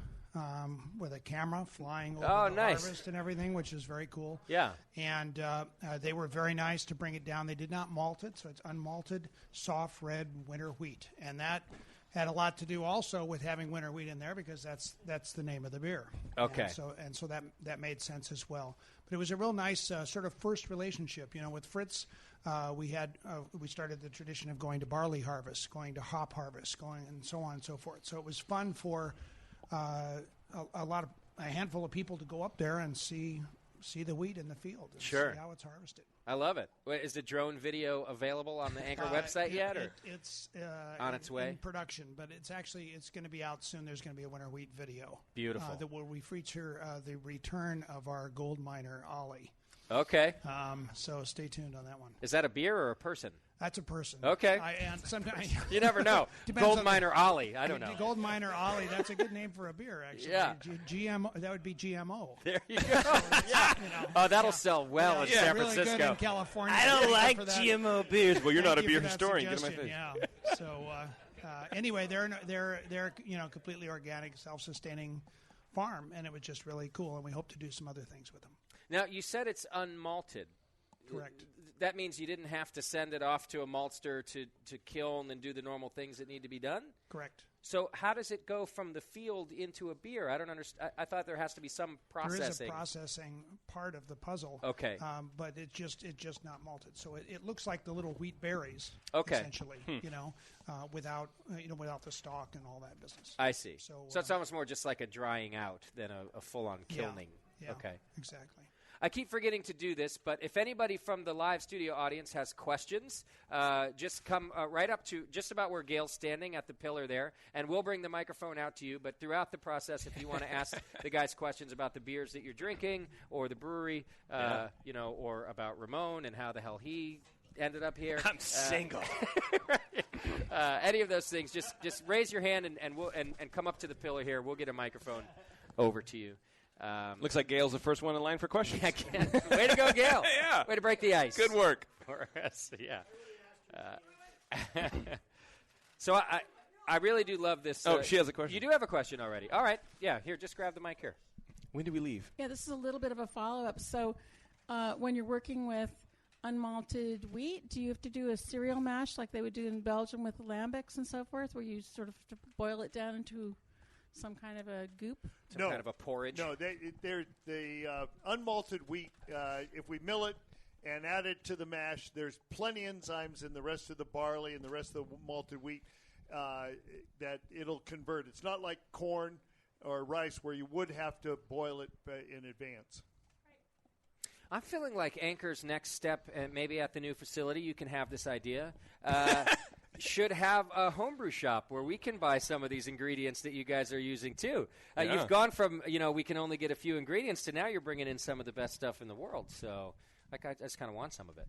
Well, I think you guys can all get them, can't you, from Brewer's Supply? And I think some of these. Probably. Yeah, but not your local one that you guys got from Petaluma. Yeah, or the yeast that Mark stole from some Eastern Bloc country or something like that. So what yeast is in this beer, in the winter wheat? This is our 007, right, guys? And this is one of the first yeasts that we've brought in a long time. It's a White Labs yeast. Okay. 007, it's an English ale yeast, and I just really like the name 007. It's a great, that's a great name. From White Labs, is that the high gravity English or the whatever it is? Okay, all right. It was supposed to just be a clean fermenting, nice yeast when I read the description. Yeah, and so we thought we'd give it a try, and I was real happy with it. I liked it quite a bit. Absolutely. Yeah. And what does this beer ferment in? The open fermenters or new fermenters? Yeah, the ale fermenters. Okay, but those are open as well. They're Correct. not closed Correct. conical. Okay. And how about the performance of this yeast? Did it throw you any curveballs? Well, one thing we've discovered recently, over the years, like our yeast, we ferment our yeast, and we collect our yeast, and then we repitch it. And we've had a number of brewers over the years say to us, well, how do you keep repitching? Doesn't your yeast mutate? You know? And I always kind of I wonder what they're talking about. Because no, it doesn't mutate. We collect it, we use it, it keeps fermenting, it's just great. Well, all of a sudden we bring in 007, and we use it for, 6-7 generations, and it doesn't want to ferment anymore. Oh, no. Yeah. And I know you guys probably have more experience with this than I do. But and then you have to go, God damn it, Fritz was right. You got to call White Labs and get another batch. I want to know how they're building in the self-destruct into their yeast. Yeah, they're very clever, those White Labs. I say they are. They're going to rename it Mission Impossible yeast. Exactly. This yeast will self-destruct in 6 batches. Yeah, you're going to have to come to us again. And again. They send you the first batch free. Yeah. Well, how do you think Chris White has a new RV? Now, do you think that that's by nature of how you're fermenting, the open fermentation, or is it just maybe not as hardy as you guys are used to? I just don't know. I mean, this is all too soon to tell for us, because I'd like to talk to Chris White about it at some point. Yeah, I'll call him right now. We're just discovering this, and it's interesting. So, but we want to keep using these other yeasts. Sure. We like 007. We now do the Saison, where we bring in a yeast from Giga Yeast. That's just a seasonal, so we're not using that much of it. But and then I brought back that yeast from Estonia. So we've had a lot of fun with these new yeasts. You know? And White Labs, by the way, did work up the Estonian yeast that I brought back. And I want to talk about that beer in just a moment. Sure. We've got another listener question. What's your name? Jenna Blair. I work at the Brewing Laboratory at Drake's Brewing Company, and you were talking about yeast, and that's my main portion of my job. And I was wondering, with all the different kinds of yeast that you've used, what is like the most funky and most interesting that you've come across? Well, I would have to be the Estonian yeast, because it was just kind of a weird yeast that I brought back from Estonia in just a tiny quantity, and we sent it down to White Labs, and they worked it up for us.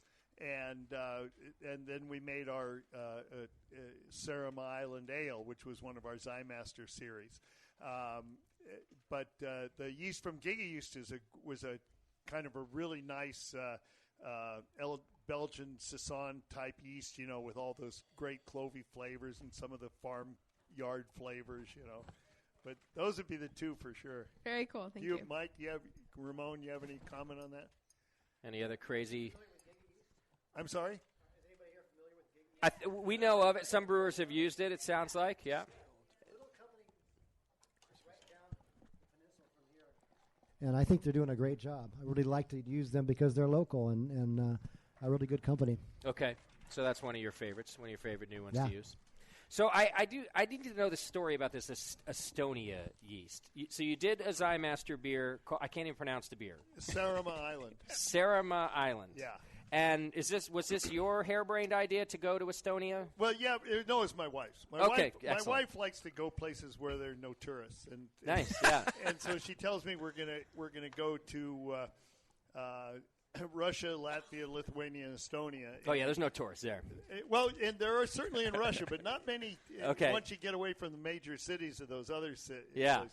And it was a great trip. We got arrested and pulled off the train in Russia, but that's a whole other story. This is why I'm saying there are no tourists there, because of these things. Because of this story right here.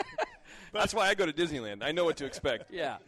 But I ran into this beer in Sarima Island. I walked into a bar to get a beer, and they served me this beer, and it really did have a different taste, very different taste. And I tried to find the brewery that made the beer, and I could never find it. I couldn't find the address. I couldn't find people to direct me. Anyway, I couldn't find the brewery, but I had this beer, and so I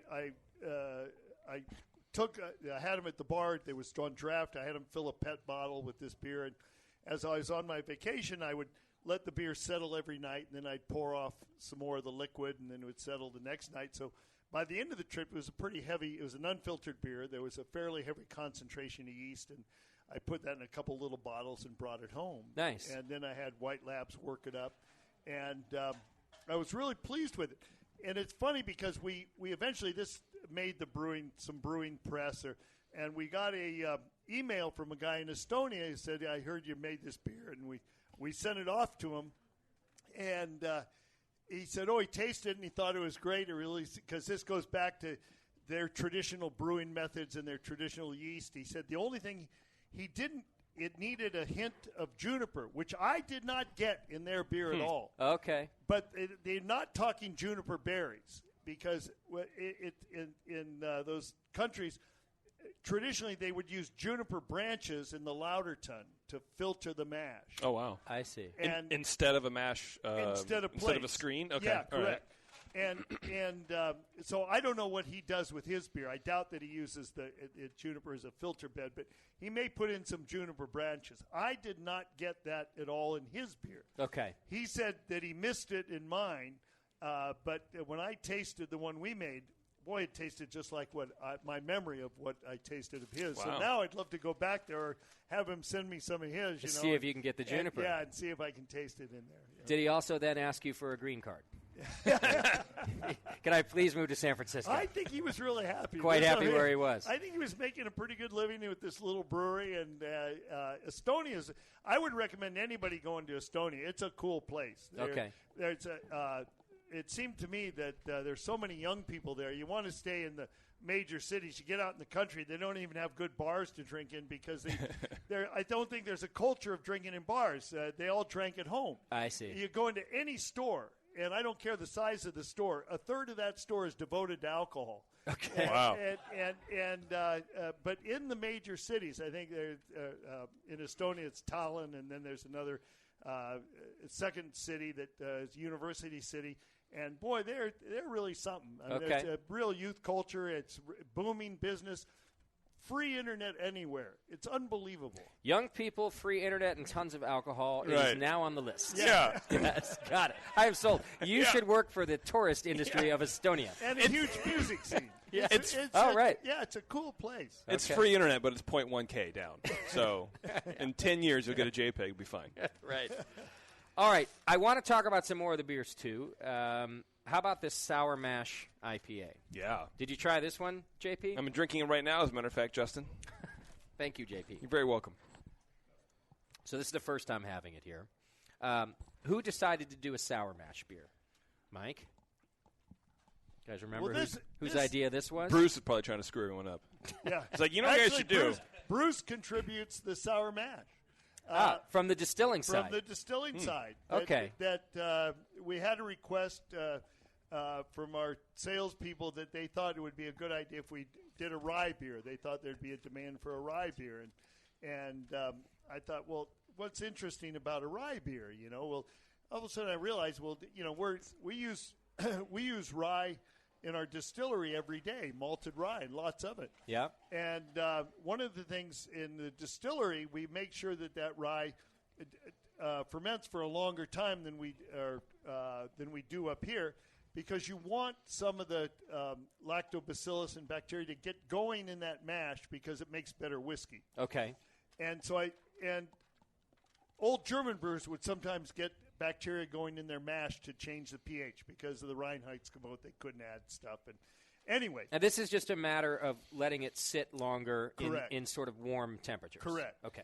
And so I thought it'd be fun to take some of our sour mash. The beer's not sour, the mash is.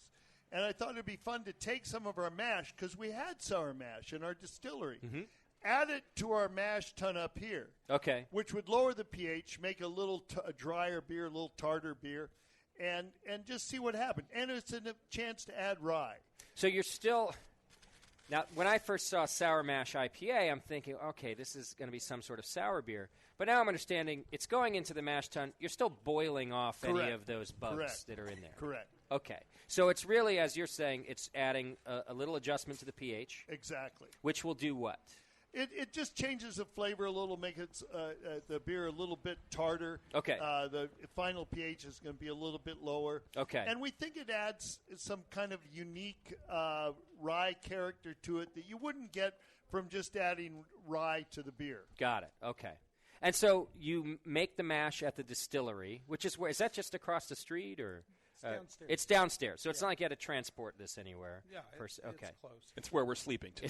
It's downstairs in the basement. Yes, please. Is there? Do you know what percentage of the mash ended up being It's this? a small percentage Okay. because I can't get Mike's guys to carry it. That's not true. Ramon. Bruce won't give it to us. Bruce is very stingy with his. Deliver. It's the problem. There's ongoing debate in the brewery now about whether he won't give it or he won't deliver. I think it was 1 5-gallon bucket. Is that right? That's all you could get delivered upstairs? There's a freight elevator, for God's sake. 1 5-gallon bucket. No, but it is enough to lower the pH. Okay.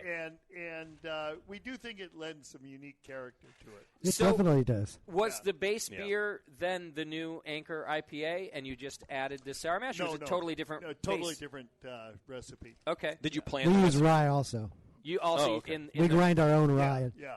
Okay. Did you plan the new recipe around adding the sour mash to it? Yes. Built from scratch to do the sour mash. Okay. What % of rye is in it? You have that in front of you, Mike? 10%. 10%? Okay. It does have a ton of rye character. And, in fact, I would have picked something like that out before I would have picked out, say, sour or tart. I get a little more tart up front. I guess I'm not a big rye picker-outer, if I can Picker-outer? coin a phrase right now. I love rye in beer. I used to hate it, and now I really enjoy it. I think it adds a ton of character to this beer. This one, maybe because of the sour mash, I don't know what, has the least Anchor House flavor. Oh, really? Of all of your. So yeah, it's you made Mike have real heavy. Yeah, I don't think it's a negative thing that you guys have a house flavor, but this one has the least of it for whatever reason. What yeast in this one? 007 in this one. The 007 again. Terrific. Okay. And also one of our favorite hops, Nelson Savin. Oh yeah, I like that hop too. I don't often find it used very well, but for some reason, when I find a good one, I love that hop. Is that the only hop in it, or you got more in there? That's the only hop. Also dry hopped with Nelson Savin. You guys, do you do a lot of single hop beers? You know, all our beers were single hop before there was such a thing. As more than one hop. Yeah, now it's a thing, right? Oh, I did single hop, and you guys are like, so? Yeah. That's like me putting on my grandpa's pants. Oh, so what? So what? Who cares? Now you're wearing pants. Right. Okay, so that's always been kind of an anchor. But I don't think we did this on purpose. We just, well, yes, we did. We did it on purpose. Okay. We chose Nelson Savin. Okay. But it's funny because when he did our IPA, our first beer, we actually put IPA on the label. We put in all kinds of hops. You know, Okay. There's like 6 different hops in that. And so, Sure. Yeah. You went for it, and then you had to dial back a little. Thank you. Okay. Just like when they told you how many wheats were available. We'll take 5. I like this beer because to me it seems more like an English-style IPA. Oh, yeah? There's it's a little more malty than you wouldn't drink this and go West Coast IPA. Sure. There's no way. And I really appreciate that. I think it's very approachable. The tartness kind of balances that malt out. Some of that must be the yeast, right? That it's an English. Yeah. Oh, yeah. It's estery in that way. I like that description. Oh, thank you. You can use it. Thank you. Yeah. I want to say, Mark, I've always put myself out there to be available to write forewords for people's books. So whenever you author your skyrocket to fame, I'm here. I'm here All for right. you. All right. You're very welcome. But only 4 words. But only 4 words. Right. Yeah. Yeah. Bruce has heard the show before. That's all I can do. Anything else comes out garbled. Well, plus Mark's book will be like 3 chapters of beer, 6 chapters of horseback riding, and another 12 chapters of skydiving. Yeah. So you have to wrap your head around that, JP. Right. Well, guys, you're making wonderful beer as always. I'm liking to see the new stuff. Do you have a favorite?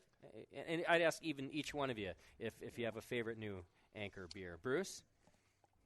And a favorite new-ish Anchor beer. It could be within the last couple years, you know. I think Breckles. Breckles? Yeah, I love that beer. I remember the first time I had it, you guys launched it at SF Beer Week a few years ago, right? Correct. That's a good one. What about you, Mark? You know, it's always a difficult question because, steam beer is just such a great beer. You know, I just love steam beer, and that's all we made when I first started here, so we drank a lot of it. But as you develop these new beers, and just this last weekend, I took home some of this Sour Mash IPA, and I was drinking. And I thought, God damn, that's a good beer. You know? Yeah. And so I guess this Monday, the Sour Mash was my The Sour favorite. Mash. It's all right if it changes. Sure. I'm kind of the same way. Yeah. It changes week to week. Ramon, you have a favorite Anchor beer? New beer, Yeah. Breckles, and Humming Ale. Oh, yeah. All right. Cult following, Humming Ale. Humming's available all the time, right? No. No, that's a seasonal as well? Discontinued. Oh, Ramon's sad. Yeah. Apparently, Bring it back. Bring back Humming. Apparently, Ramon's been fighting internally to bring back Humming. He's been sending around a I'll petition. fight the good fight. Do it for all of you. Mike, favorite new beer? New beer. Yeah, newish. I like the Big Leaf Maple. Oh, that's a great beer. You know, we had a request in the chat if we're going to get a recipe. The Out of Big the Leaf guys? Maple Oh. was one of the ones that was requested. Are you allowed to give out a recipe to our listeners, Mike? You can do anything you want, Yes. can't you? Go ahead. I think we gave it out, actually. I did an interview with Homebrew Magazine. Okay. Never and was heard it of the it. maple that you gave out? Well, they asked. You know, we used to be secret about everything. Yeah. Kind of like that, but now we're pretty much open with everything, with the exception of the Christmas ale. That Okay. because I won't give it away. Maybe somebody else can. But go ahead, Mike. Why don't you give the Big Leaf recipe? Can we do that? Well, what do you want to know about the recipe? Everything. Yeah. Well, we start mashing at 4:34 in the And morning. you could just do it in percentages, if that's available to you, and then the listeners can figure Well, that I out can themselves. I can guess. I don't have percentages here. We use 20% caramel 20, Okay. and then And that's it. 20% of that. I don't know how that works out. I'll just give you pounds. What the hell? All right. What the hell? We can do it that way, too. There's around 5,000 pounds pale, 1,000 pounds of 20, Got it. 1,000 Is this pounds. for 5 200 pounds of 120, Okay. Yeah. Got it. and 5 gallons of water. Yeah. And then my favorite hop, we've got your Nelson Savins in the kettle with nuggets. And we dry hop with Citras and Cascades. Wow. And do you have about how many IBUs the beer ends up being there? Because then we could calculate how many hops to put in there, too. What do you think, Ramon? Do you know I it? have it written down here. I think that Ramon's about right. 50 IBUs? Yeah. Nelson in the kettle. And then what was Nuggets. the dry hop? And With nuggets, too. With Nuggets nugget, is the start okay. of the boil. Okay, got it. And then what was the dry hop again? Citra and Cascade, mostly Citra. Okay. And what yeast did you Oh, use? and we also use, again, a Dave Burkhart find. We use Big Leaf maple syrup. Oh, right. That's a local... And I don't think I'm going to give you the amount of that. No. Ramon's saying you guys bought every bit of it, so we can't bought use every it. bit. every bit we could possibly buy, but because of the California drought, we couldn't source it from California this year, even though I went up to Eureka and trudged around the mountains in the middle of winter, drilling holes in trees. Did you really? Yeah, we were unable. You are dedicated. That's a whole story in itself. But you're going to get your ass shot up there. Yeah. So this year, I actually flew to British Columbia to a hobbyist. There's nobody that does this professionally, and to a hobbyist that took me into his home, took me on a tour of all his trees and stuff. Well, hang on. Was his name Matthew? I'm not sure I understand what the product is then when you say nobody does it. It's actual maple syrup, but most maple syrup in this country comes from sugar maples. Mm-hmm. Same thing in Canada. Okay. And those are very much an East Coast phenomenon. So when we talked about adding maple syrup to our beer, I thought, well, gee, that doesn't seem very California. It doesn't seem very West Coast, which means it doesn't really seem very Anchor. So what if we found a native Californian tree, which the big leaf maple is, and actually use that syrup in the beer? Got it. So pretty easy the first year to source. This year was a little bit more difficult. Okay. But we are able to put some in every brew, it was kind of a fun thing. Awesome. Yeah. And it's it is delicious. It's a fantastic beer. It's unbelievable, and the beer is fantastic. And that just comes out once a year as well. That's a seasonal for you guys, too? That's our fall seasonal. Okay. You guys are having some fun in this brewery. I like that they're just sending you out into the woods. Go find us something. The good thing is they invited me back. Yeah. Yeah. Well, one of these times, One Dave. of these times, Right. I know, yeah. They'll send you into the wrong woods. You and your history books, go in the woods. Yeah. Don't ever come back. Yeah, bring a notepad. We'll see you later, buddy. Send him with Hansel and Gretel.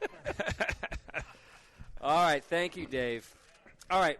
I don't want to be – well, I kind of do want to be here all night. I just don't want to be on air all night. Right. So here's what we're going to do. I'm going to let you know about the American Homebrewers Association. The great people at the American Homebrewers Association, they support us, and they support you if you're a homebrewer. You should be a member. You can hit the AHA link right on the Brewing Network homepage or go to homebrewersassociation.org, and they do great things for us as homebrewers. They fight legislative battles to make sure we can still homebrew and bring our beer out into the public so we don't have to hide in a closet in our house, all sorts of things. You should be a member of the American Homebrewers Association. So don't do it because I said so. Do it because I said so. All right, and then we're going to take a quick break, and when we come back, I think we're going to do some more Anchor trivia. Nice. We've got a couple of things lined up. We're going to do a tasting game that will involve some of our live studio audience, and we're also going to do a full-on Anchor trivia game. Now, originally, I was going to do this Anchor trivia game with just 2 contestants from the audience. Right. I feel like we should do 2 contestants and somebody from the Anchor team. Dave. To compete against the 2 contestants. Yes. I like this. And that person will play for another member of the audience. So if the Anchor guy wins, then we'll give a prize to somebody here. I just think it'll be more fun. So we'll talk off air about who has that dubious honor. In the meantime, we are going to take us a quick break. Hang in there. And when we come back, more from the boys at Anchor Steve.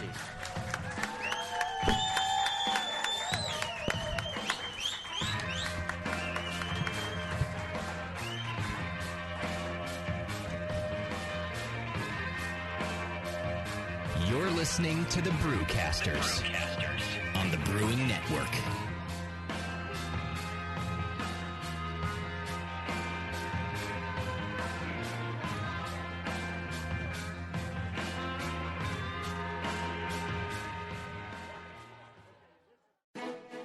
Hi, I'm Jason Harris, the proud owner here at Keystone Homebrew Supply. We're thrilled to be entering our 20th year of supplying this great industry. And to show you, the Brewing Network Army, how much we appreciate your support, we're offering you 10% off your first order on our website, KeystoneHomebrew.com. Just use coupon code BNARMY at checkout, and I'll get your order out the same day.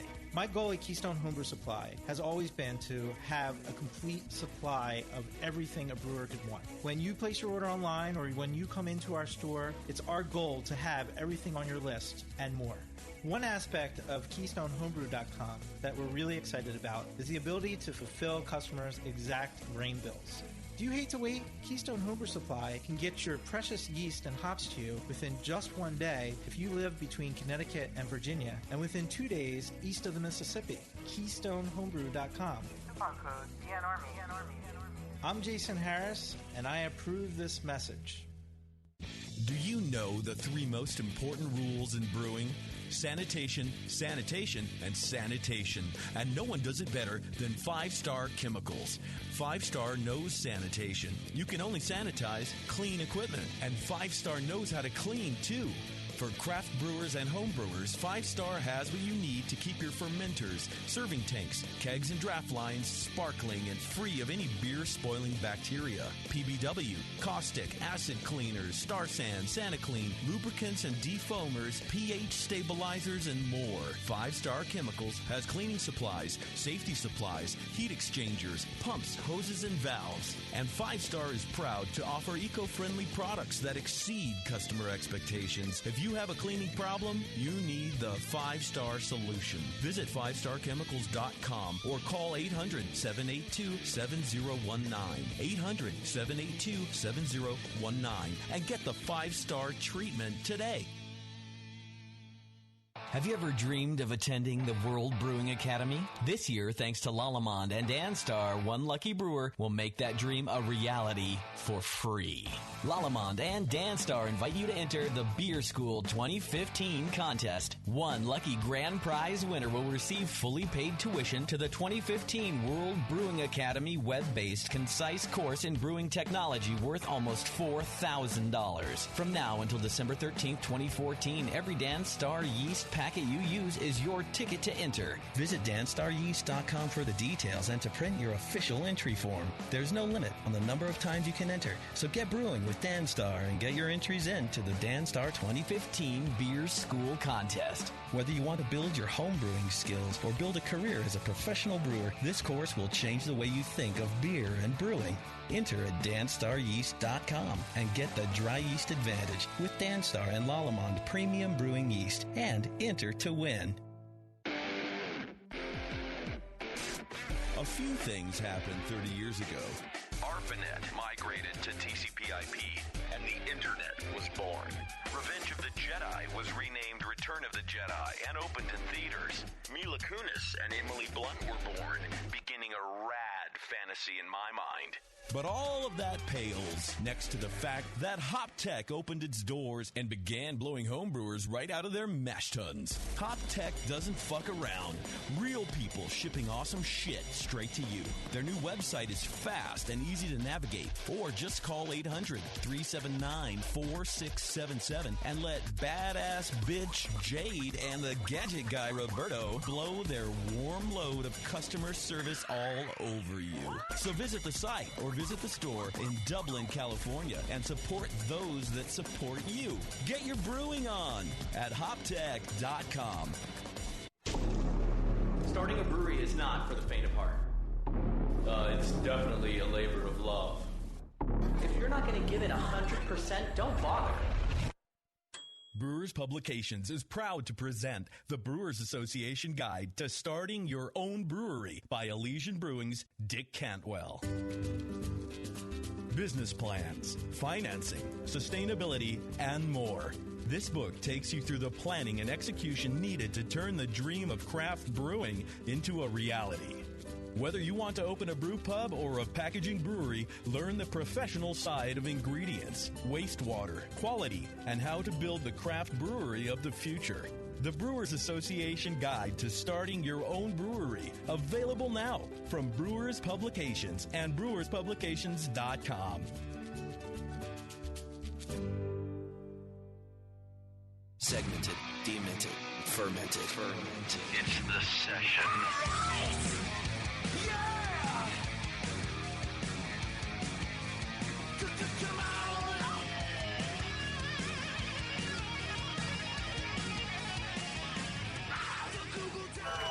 Yeah, all right. We're still going strong here at Anchor Brewing Company in San Francisco, California. Having ourselves a pretty damn good time, I have to say so. Myself, I might even come do another remote here. Only here, though. Only here. Yeah. Now when brewers ask me, hey, will you come do a remote? Sure, if you want to do it at Anchor. I'll be happy to do it. Now, we're having a good time, and they're treating us really well out here. And we're stoked to see all of our listeners out here, too, enjoying the digs. And so we've got some of our listeners on the program right now to play along with us in a little Anchor trivia. And to do so, we also brought on one of Anchor Brewers, Kevin West, who is also with us to compete against the listeners, Kevin. Yeah, Jen. So Kevin and Jen versus. No way. Yeah, we're going to let them team up. Now, part of me, you have to know, because I'm a little bit of a masochist and I like making fun of people, hopes that you guys fail miserably at the Anchor trivia. Because I think that'll just make it kind of fun for me, anyway. For your job's sake, Kevin, I hope you do great. I've been here 21 years. They're going to have to drag me kicking and screaming. So you're fine, yeah. And just so you know, Dave's not behind you watching like a hawk whether or not you get any of the Anchor trivia right. Just so you know. He's not I'm a bit there. of a masochist, so if you lose, you can cut me. It'll be fine. Right. Real quick, before we get into our game, we've been talking about being a professional brewery and a professional brewer all night. Let me let you know about the Siebel Institute of Technology. It's America's oldest brewing school, and they've got more courses than any other brewing school, which include advanced home brewing. So you don't even have to be a pro to go to Siebel. You could want to just get better at your home brewing. Craft distilling, which is very important to the Anchor folks here. They got classes on that. And then just even beer styles courses for those looking to ace beer knowledge exams like the BJCP. Professional level brewing courses available both campus-based and web-based, and the faculty includes some of the best-known and most respected instructors in international brewing. In fact, I think Chris White, who we've talked about tonight with White Labs, teaches at Siebel every now and then. Go to SiebelInstitute.com for all the info. If you want to become a professional brewer, I highly recommend that you get some training before you do so. Siebel Institute, check it out. Well, let's be honest. With the price of homebrewing ingredients going up and up, take that class on advanced homebrewing, seriously. You might as well brew good beer every time. Yeah. I mean, like I do. Right. Whenever you brew, whenever Chad brews for you for a Brewcaster Challenge, you do great. I do great. You do great. I have good beer. Thank you. All right, our two contestants from our live studio audience. I was happy to draw the name Matt Beer Pal Peterson. Glad to be here. Thank you very much. Glad to have you on the show. And then we've got Colin on the program as well, who apparently has played a Brewers Feud with us before. So, Colin, thanks for... Well, let's go back in history and remind the audience that I competed against Jamil Zainashev in a trivia contest in one of the very first Brewing Network broadcasts. Oh, you did? Yeah. Was it random beer trivia or like specific? Please tell me you did badly. Yeah, I kicked his ass, and you are going down. There we go. That's what we like to hear. Okay. All right, so what we have here is an Anchor trivia game. We put together just a few questions.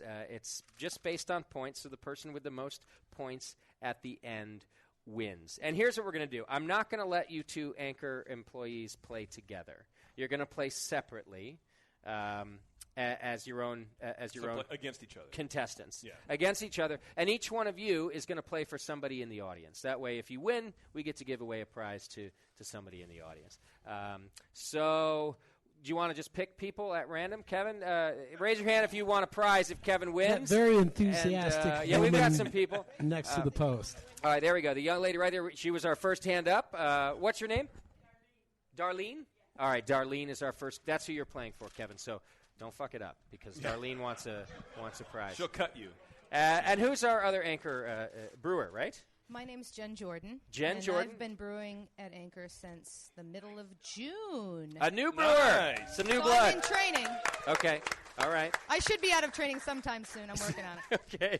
Well, we'll see how tonight goes first, and then Dave will make a judgment. Yes, Dave? Here, grab this mic. Just remember it, either 1896 or Fritz Maytag. Yeah. It's pretty good advice, Jen. All right, raise your hands if you, Jen, pick someone that you're going to play for. You got people at the bar, you got people in the audience. The other Jen. The other Jen. All right, there we go. Was it Jenna too? Jen. Jen. Jen. All right. So Jen and Darlene, you both have a chance to win a prize tonight. Colin, you're playing for yourself. You can win your own prize. And Matt, I don't know what to do with you. No, you can have a prize too. Really? Yeah. A coveted Brewing Network T-shirt? No, we'll get. Yay! I know you have all of them. You can have an anchor prize. Yeah. We'll go anchor prize for Matt. I like how Leanne was, whenever we're going, who wants to anchor people to play for them? Leanne, his wife, wasn't raising her hand. She's confident. in her man beer pal. She's like, right. Yeah. I don't be disappointed twice. As well she should be. I love you. I love you too, brother. They love each other. We love each other. All right, we're going to need buzzers. You're all going to have to buzz in order to do this. We'll start over here with Kevin. What will your buzzer sound be? It could be a noise. It could be a hoot. Good enough. Good old basic buzzer sound. Jen, you'll need a buzzer as well. Ding, ding, ding, ding, ding. I love it. I'll be able to hear that with or without a microphone. That's perfect. Colin? Good. Matt? Great. Hey, if you can do that on demand when it's time to buzz in. This is fantastic. Will Jen and I have to fight over the microphone to buzz in? Just sit close together and hold the mic in between when you buzz in. But then whoever gets it, you hold it close to your mouth again. Hey, listen, I'm backing up a little bit so you can't see my trivia questions. Seriously, that burp was just a lucky happenstance. I got to have a different buzz because you can't do that every time. I won't be able to do it on demand. The studio audience is very disappointed. I don't give a shit about the studio audience. I want to win this thing. Yeah. I kind of feel like I gave you your chance to all right. I'll commit to it. All right, he's committing. I'm down with that. Well done. Anchor trivia. Can I play? Can I play? Is there room for me on the panel? You can be a lifeline. Okay, I'll be a lifeline. All right. I'm smart. Each of you may use JP once. Or multiple times, if you get my meaning, right? Right? JP, have I already used up my chances with you tonight? No? Okay, good. And why not? Each of you can also use the audience once. We'll give you 2 lifelines. There we go. We'll make it a little fun. No one can use Dave any times. That's right. 0 times. All right. So I've got about 10 questions in front of me. I'm just going to read them. Buzz in when you're ready. And you'll get points for getting it right, and you'll get made fun of for getting it wrong. Yeah. Good enough for everybody? Humiliated, as a matter of fact. The first question. Anchor's Flying Cloud Stout was named after what? Wow, Matt Peterson in with the fast belch buzzer. I'm so concerned I don't think I'm going to be able to... Good Lord. Nicely done.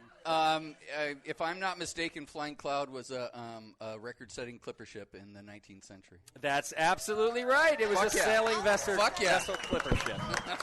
Yeah, that's a good one. Nicely done.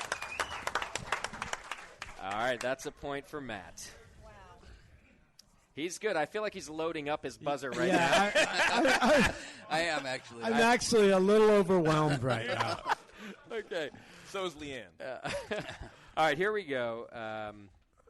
You're going to get 1 point for each correct answer here. Name the 2 founders of Anchor.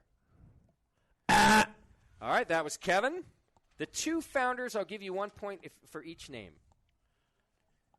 Oh, he's choking. Come on, there's a time limit, man. There has Otto Schinkel. That's one. Well done. Gottlieb Breckel. Oh, nice. Wow. Nice. Oh, Ramon says wrong. He's wrong?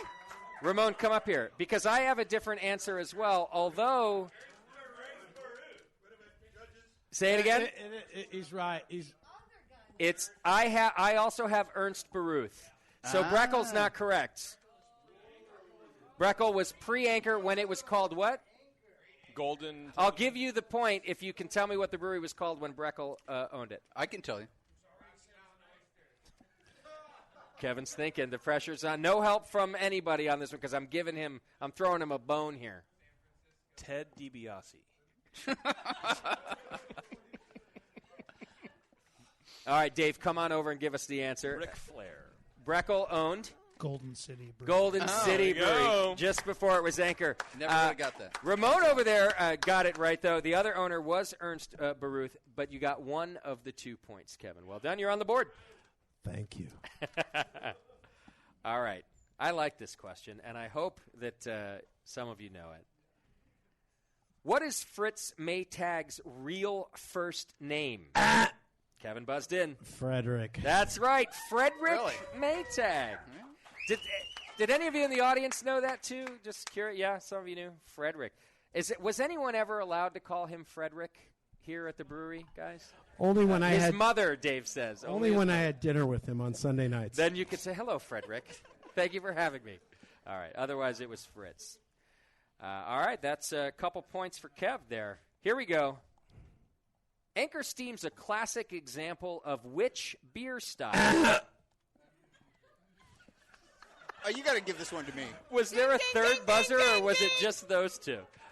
Did you buzz? Colin, I think, buzzed in first. I'm going to give it to Colin. What beer style? It's a steam or a California Common. There you go. California Common is the correct answer. That's what we call it now. Of course. Steam beer is a nickname. California Common is the style. There you go. Thank you, Kevin. See, he knows what he's doing.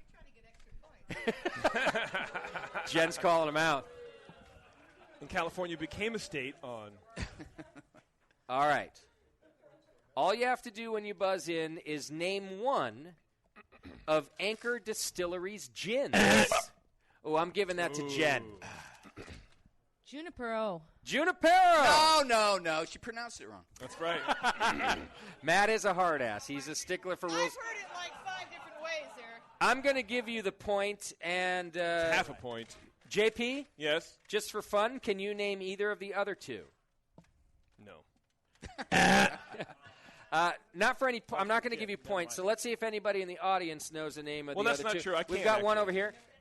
Genevieve, that's one, and there's one left. I can do no, that's not a gin. Whiskey, I think. Let me do live studio audience first. Anybody know the last one? We do have a bartender, an anchor. Well, not a bartender tonight, but Old Tom. That's right. Those are the 3 gins that the Anchor Distillery produces. All right. I like how Matt got all surly on the pronunciation of you. Nope, said it wrong. I'm in it to win it. That's right. right. You are. All right, You're here we in go. Something, that's for sure. Buzz in if you know it. Before buying Anchor, owners Keith and Tony were. Kevin buzzed in first. Were owners executives for which vodka brand? Sky. That's right. They used to work for Sky. All right, Kevin's doing pretty well. I think making his bosses proud. Dave stopped glaring at you. He's now just comfortably looking on. Okay. Anchor California Lager is a recreation of a historic lager from the 1870s, made by which brewery? Ding, ding, ding. I'm going to give it to Jen just for fun, even though Kev was in first.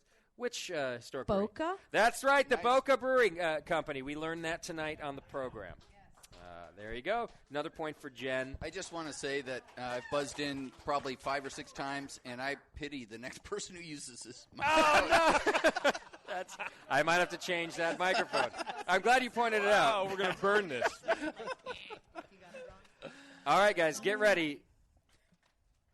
In what year did Anchor introduce their porter? Was that Colin? That was a high-pitched sound, Colin.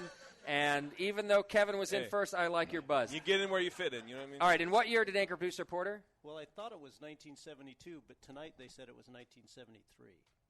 So I have it as 1972. Was there a different date given tonight, Dave?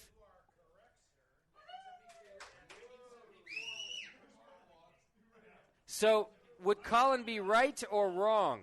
Because your answer was 73 based on what you thought you heard tonight. Well, I understood it to be 72, but I believe Mark said it was 73 tonight, and he's the brewmaster, so I thought he'd know. So since Mark fucked it up for Colin, I'm giving Colin the point. There we go. We should just go by which full-time employee said the answer. Then that's how you know. Right. Yeah. All right. Here we go. What is the nickname of Anchor's Christmas ale? Kevin. Our Special Ale. That's right. It's called Our Special Ale. Wow. Which, by the way, is a very endearing name. It is. It makes me like the beer a little better. It's Our Special Ale. It's Our Special Ale. Special. All right. How are we doing on points, Moscow? Kevin's got 4, Jen 2, Colin 2, Matt 1. All right. I'm blagging. Yeah, you are blagging. Who has 2? Okay. Matt, you're out. Yay! No chance of winning? No. I can't come back. You can't come back. Mathematically eliminated. You're mathematically eliminated. The last question is going to be worth 2 points. I won't answer. And you're welcome to stay. I'm not saying you have to leave the building. Yeah. Matt, you now have to go via the freight elevator, leave the building. Go hang out on the veranda, seriously. Yeah. Yeah. Ride the auger out of here. A round of applause for Matt Peterson. Yeah! Yay! All right, Matt did well. I mean, he looks great, but he did okay. Jen and Colin, in order to tie with Kevin, you need to get both answers of the final question correct. Take the mic from him. Yeah. And Kevin, I'm not going to let you buzz in, just to make it fun. All right, 1 point for each. Name 2 new styles Anchor introduced in 2014. Colin Ding, buzzed ding, in. Ding. 2 new styles Anchor introduced for the first time in 2014. The IPA and the maple leaf, the big maple. That is Can not, I take that point? You may take The big leaf maple.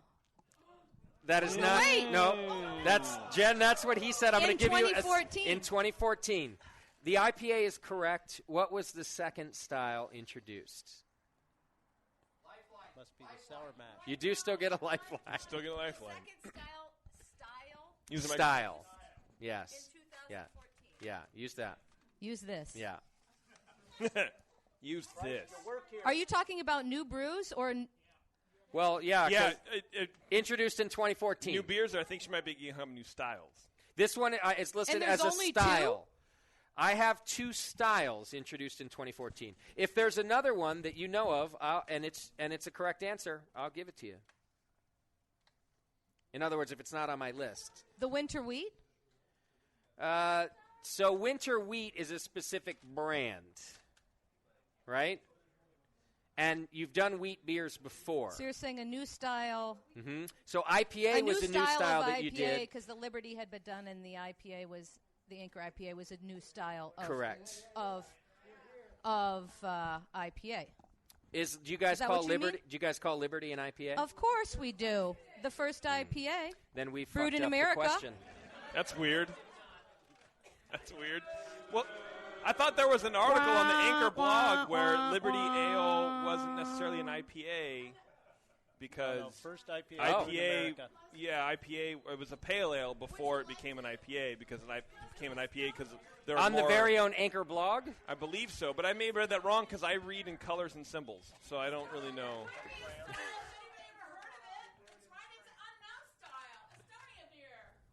Yeah. The Estonia beer would be a brand new style. That was introduced in 2014. It's a very complicated question. I think. I think the hang-up is style word. Right. If you get rid of that and you go by beer, then I think it's open. I feel like I have to give the answers that I have here to see if it's a valid question. I will launch a panel inquiry. IPA was one of them, and the other style that we have is Saison, as a new style introduced by Anchor. I'm going to go to our judge, Dave, to decide if the question was valid. And if it's not, his car is the white one down in the parking lot. If the question is not valid, I will ask another question. All the weight of 40 years of brewing is on my shoulders at this point. This is really scary. Yeah. But I would say that without Liberty Ale, there might not be any American IPAs. Absolutely. So I would be willing to say that IPA counts. IPA counts. So, in other words, IPA was not a new style in 2014, making the question invalid. The question's invalid, according to Judge Dave. Judge Dave. So here's what I'm going to do, and this is really just going to fuck with me, because I have one more question, and I'm going to give Colin and Jen a chance to answer it. If one of you gets it right, you're going to tie the game, and then I'm going to have to invent a question out of thin air as a tiebreaker. But I think I can do it. Are you ready, Jen? Colin. They're both nodding yes in Radio Land. What is the name of Anchor Distillery's single malt rye whiskey? Tweet. Colin? The Old Potrero. It is the Old Potrero. Colin has tied with Kevin. Did Colin just tweet that answer in because his ringtone was tweet? All right. And I know it's not a ringtone, but go with it. Do I need to exit the building? Jen, you may now exit the building. Yeah. Go. Thank you so much for Hang playing. out on the veranda with Mike. Jen says she's been here for 14 hours. She's ready to go anyway. It's like whatever. Yeah, round of applause for Jen. Yeah. A new brewer here at Anchor. Okay. So you're going to make something up now, right? Yeah. This should be good. Yeah. Yeah. Oh, Dave will do it. Oh, for us. yeah. Go to the vault. Dave, you're my new favorite anchor. Go to the vault here. Yeah. 'cause Go there's into the lots vault of 'em. as a Okay. tiebreaker. At what San Francisco restaurant did Fritz Maytag find out that Anchor Brewery was about to go under? Okay. So Colin buzzed in first. And here we'll have to make an extra credit then. Okay, yeah. And for extra credit, what other bar had he enjoyed Anchor Steam in All right. San Francisco Bay Area? At what San Francisco restaurant did Fritz Maytag find out that Anchor Brewing was about to go under? Colin, you buzzed in. The Cheesecake Factory. He says the Cheesecake it's the Factory. old Oh, you so failed. Yes, Oh, did. no. It's the old spaghetti factory. My mistake. Kevin? The old spaghetti factory. Kevin wins for Darlene here in the audience.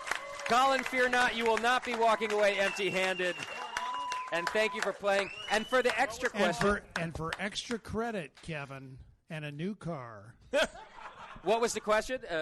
New car not valid. Question is, what other San Francisco Bay Area bar did Fritz have Anchor Steam? There we go. Was it in the South Bay? No. So here it was in the city. You want to use a lifeline? I'd like to use a lifeline. The studio audience or JP?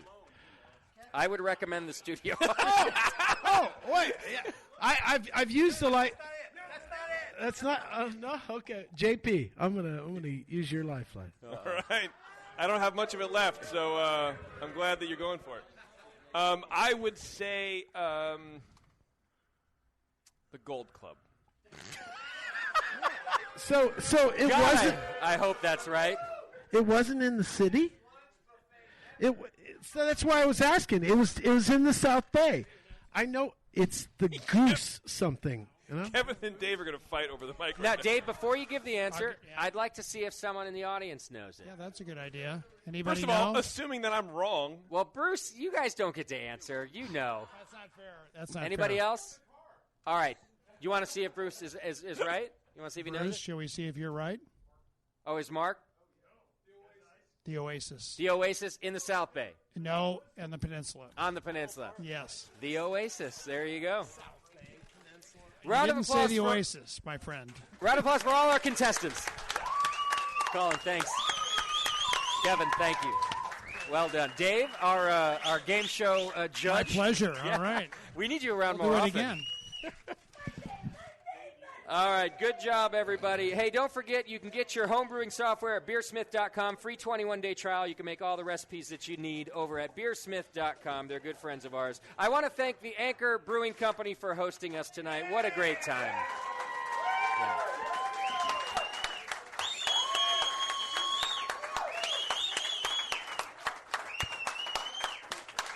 You know, Mark and Mike and Bruce have been trying to make this happen for 4 years, and I'm so glad that they did. And I just want to thank the folks that are here at Anchor that actually made it finally happen today for us. So you guys have just been wonderful hosting us, and thanks for reaching out and putting our feet to the fire and making us come out here. What a great time that we've had.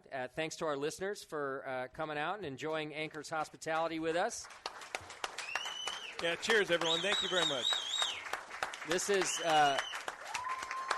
most definitely a high point in my career to sit in this room and do this. You guys are great people, and you're making wonderful beer, and I can't wait to see what you keep doing in the future, both at this location and the new location. We are on your side to help you get the word out and just watch you do this thing that you do so well. So thanks for having us. It's been a lot of fun. And with that, I think we're about out of here, JP. Yeah, we have Twitter game. Do our Twitter game? Yeah. What was our Twitter game tonight? Well, I wanted to know which brewcaster would get blackballed from the Anchor Brewery. That's right. Tonight. Shenanigans, because especially off the air, we'll probably go at the bar, hang out a little bit. I do see that Doc is missing already, so the factual answer might be Doc. It might actually be already happening. Right. All right, what were some of the answers? Here we go. We actually had a lot of them, and some of them pretty good. Sugar Valley Brewer, of course, said the first time, he said Doc, the first time they caught him taking a leak in the mash tun was bad, but the second time, that was it. Yeah, okay, that's All right. fair. Vinny says it's Nathan Homebrew for trying to play brain oil in the open fermenter room. Trying to grind those yeast into shape, man. Conrad B says it would be Doc for trying to convince everyone to do lines of pale rail during the break. Yes. Pretty good. Yeah. I think Doc would probably get that syrup, dry it into a powder, and then just take pills of it. Myron Arquinez says you and I, Jay, for trying to act like pirates and sword fighting over the cool ships. I like this one. That's pretty good, right? That's very likely to happen. Right. Louis Brewing says it would be our very own Tasty McDole for getting a handy in the yeast propagating room, effectively mutating 50 years of direct pitching. Ah! Wow. Yeah. Tegan, what did I tell you? It was bound to get out of hand in here. What are you going to do? You leave the internet open for, jokes, and this is what happens. Justin81, very important name, says it would be Beardy. Beardy would be blackballed for dragging his dirty beard through the fermenter to steal yeast. Oh, yeah. I think I saw him doing that. Yeah. He didn't say dirty beard. I just You said added dirty that? Beard. Yeah. That's fair. Our very own Pete DeDink says Jay Goodwin for dumping Brett in. Oh. He's a brewcaster now, I imagine. Vincent Becker says Terrence the Black. Oh, already blackballed. That's racist. It is. But also probably authentic. Yes. Jeff Greer says JP because he wouldn't care if they get acquired by Dogfish Adams. Okay. Kind of get it. Chris Rogers says, well, it can't be Beardy because you left him at the Hop Grenade but told him he was at Anchor. Welcome to Anchor. Beardy can't see, for those of you who... Beardy's you're at Anchor. Just you don't have to go very far. Don't worry about it. Blind. Jim Ferrier says JP is out after he tries to put poison in all the hoppy beers in an attempt to rid the world of IPA drinkers. I would do it, too. Yeah. Brian Baumgart says it'll be Doc after he tries to swim laps in one of the open fermenters. They are so perfect for his size. Okay. Yeah, true. They're like Olympic-sized swimming pools to Doc. They're like 3 feet deep or whatever. Super shallow. I could touch the deep end. Good job, Doc. Christopher Class says Tasty will taste a new prototype blueberry beer, turn blue, and though he won't expand, he'll be rowed out nonetheless. Like a little Willy Wonka throwback. Yeah.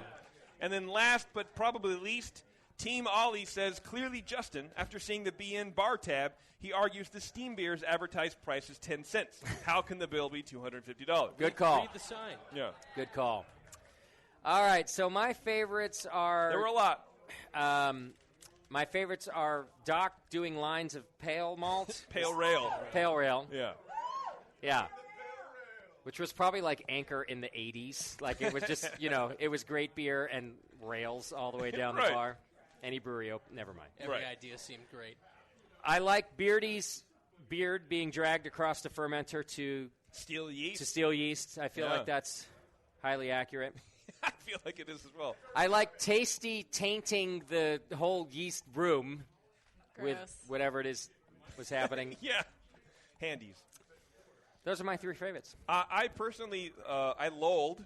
Yeah. I didn't even ha. I lolled. Okay, yeah. That's at different. Us leaving Beardy at the Hop Grenade, but telling him he was indeed at Anchor. Okay. Maybe driving around the block like 500 times. And then that was it. That's just mean. It is mean. All right, I'll give it to that one. Is that our winner?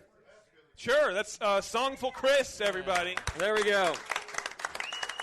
Songful Chris, send Bevo an email, bevo@thebrewingnetwork.com, and she will give you some sort of prize for your wonderful poetry. Yes. That you tweeted in to us. You did it. All right, JP, do you have closing remarks for us? I do not. No? We generally don't do that at remote, so I didn't prepare. That's all right. No worries. I will do it. There's not a whole lot to do anyway. Once again, thanks to everybody here at Anchor. Thanks to our listeners. Thanks specifically to Tegan, who's standing right out there. She's the one who sort of made this happen for us. And, yeah, I didn't see her a moment ago, but...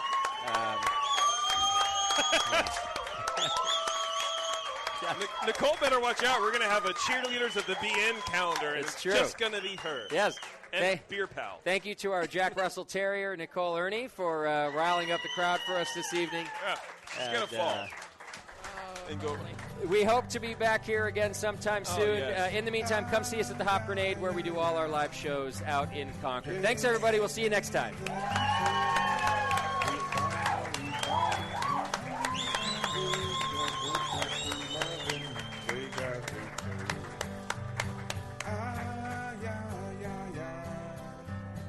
JP's an asshole. Sometimes he's real funny. We laugh at his wit. The youngie just wishes he could brew worth a shit.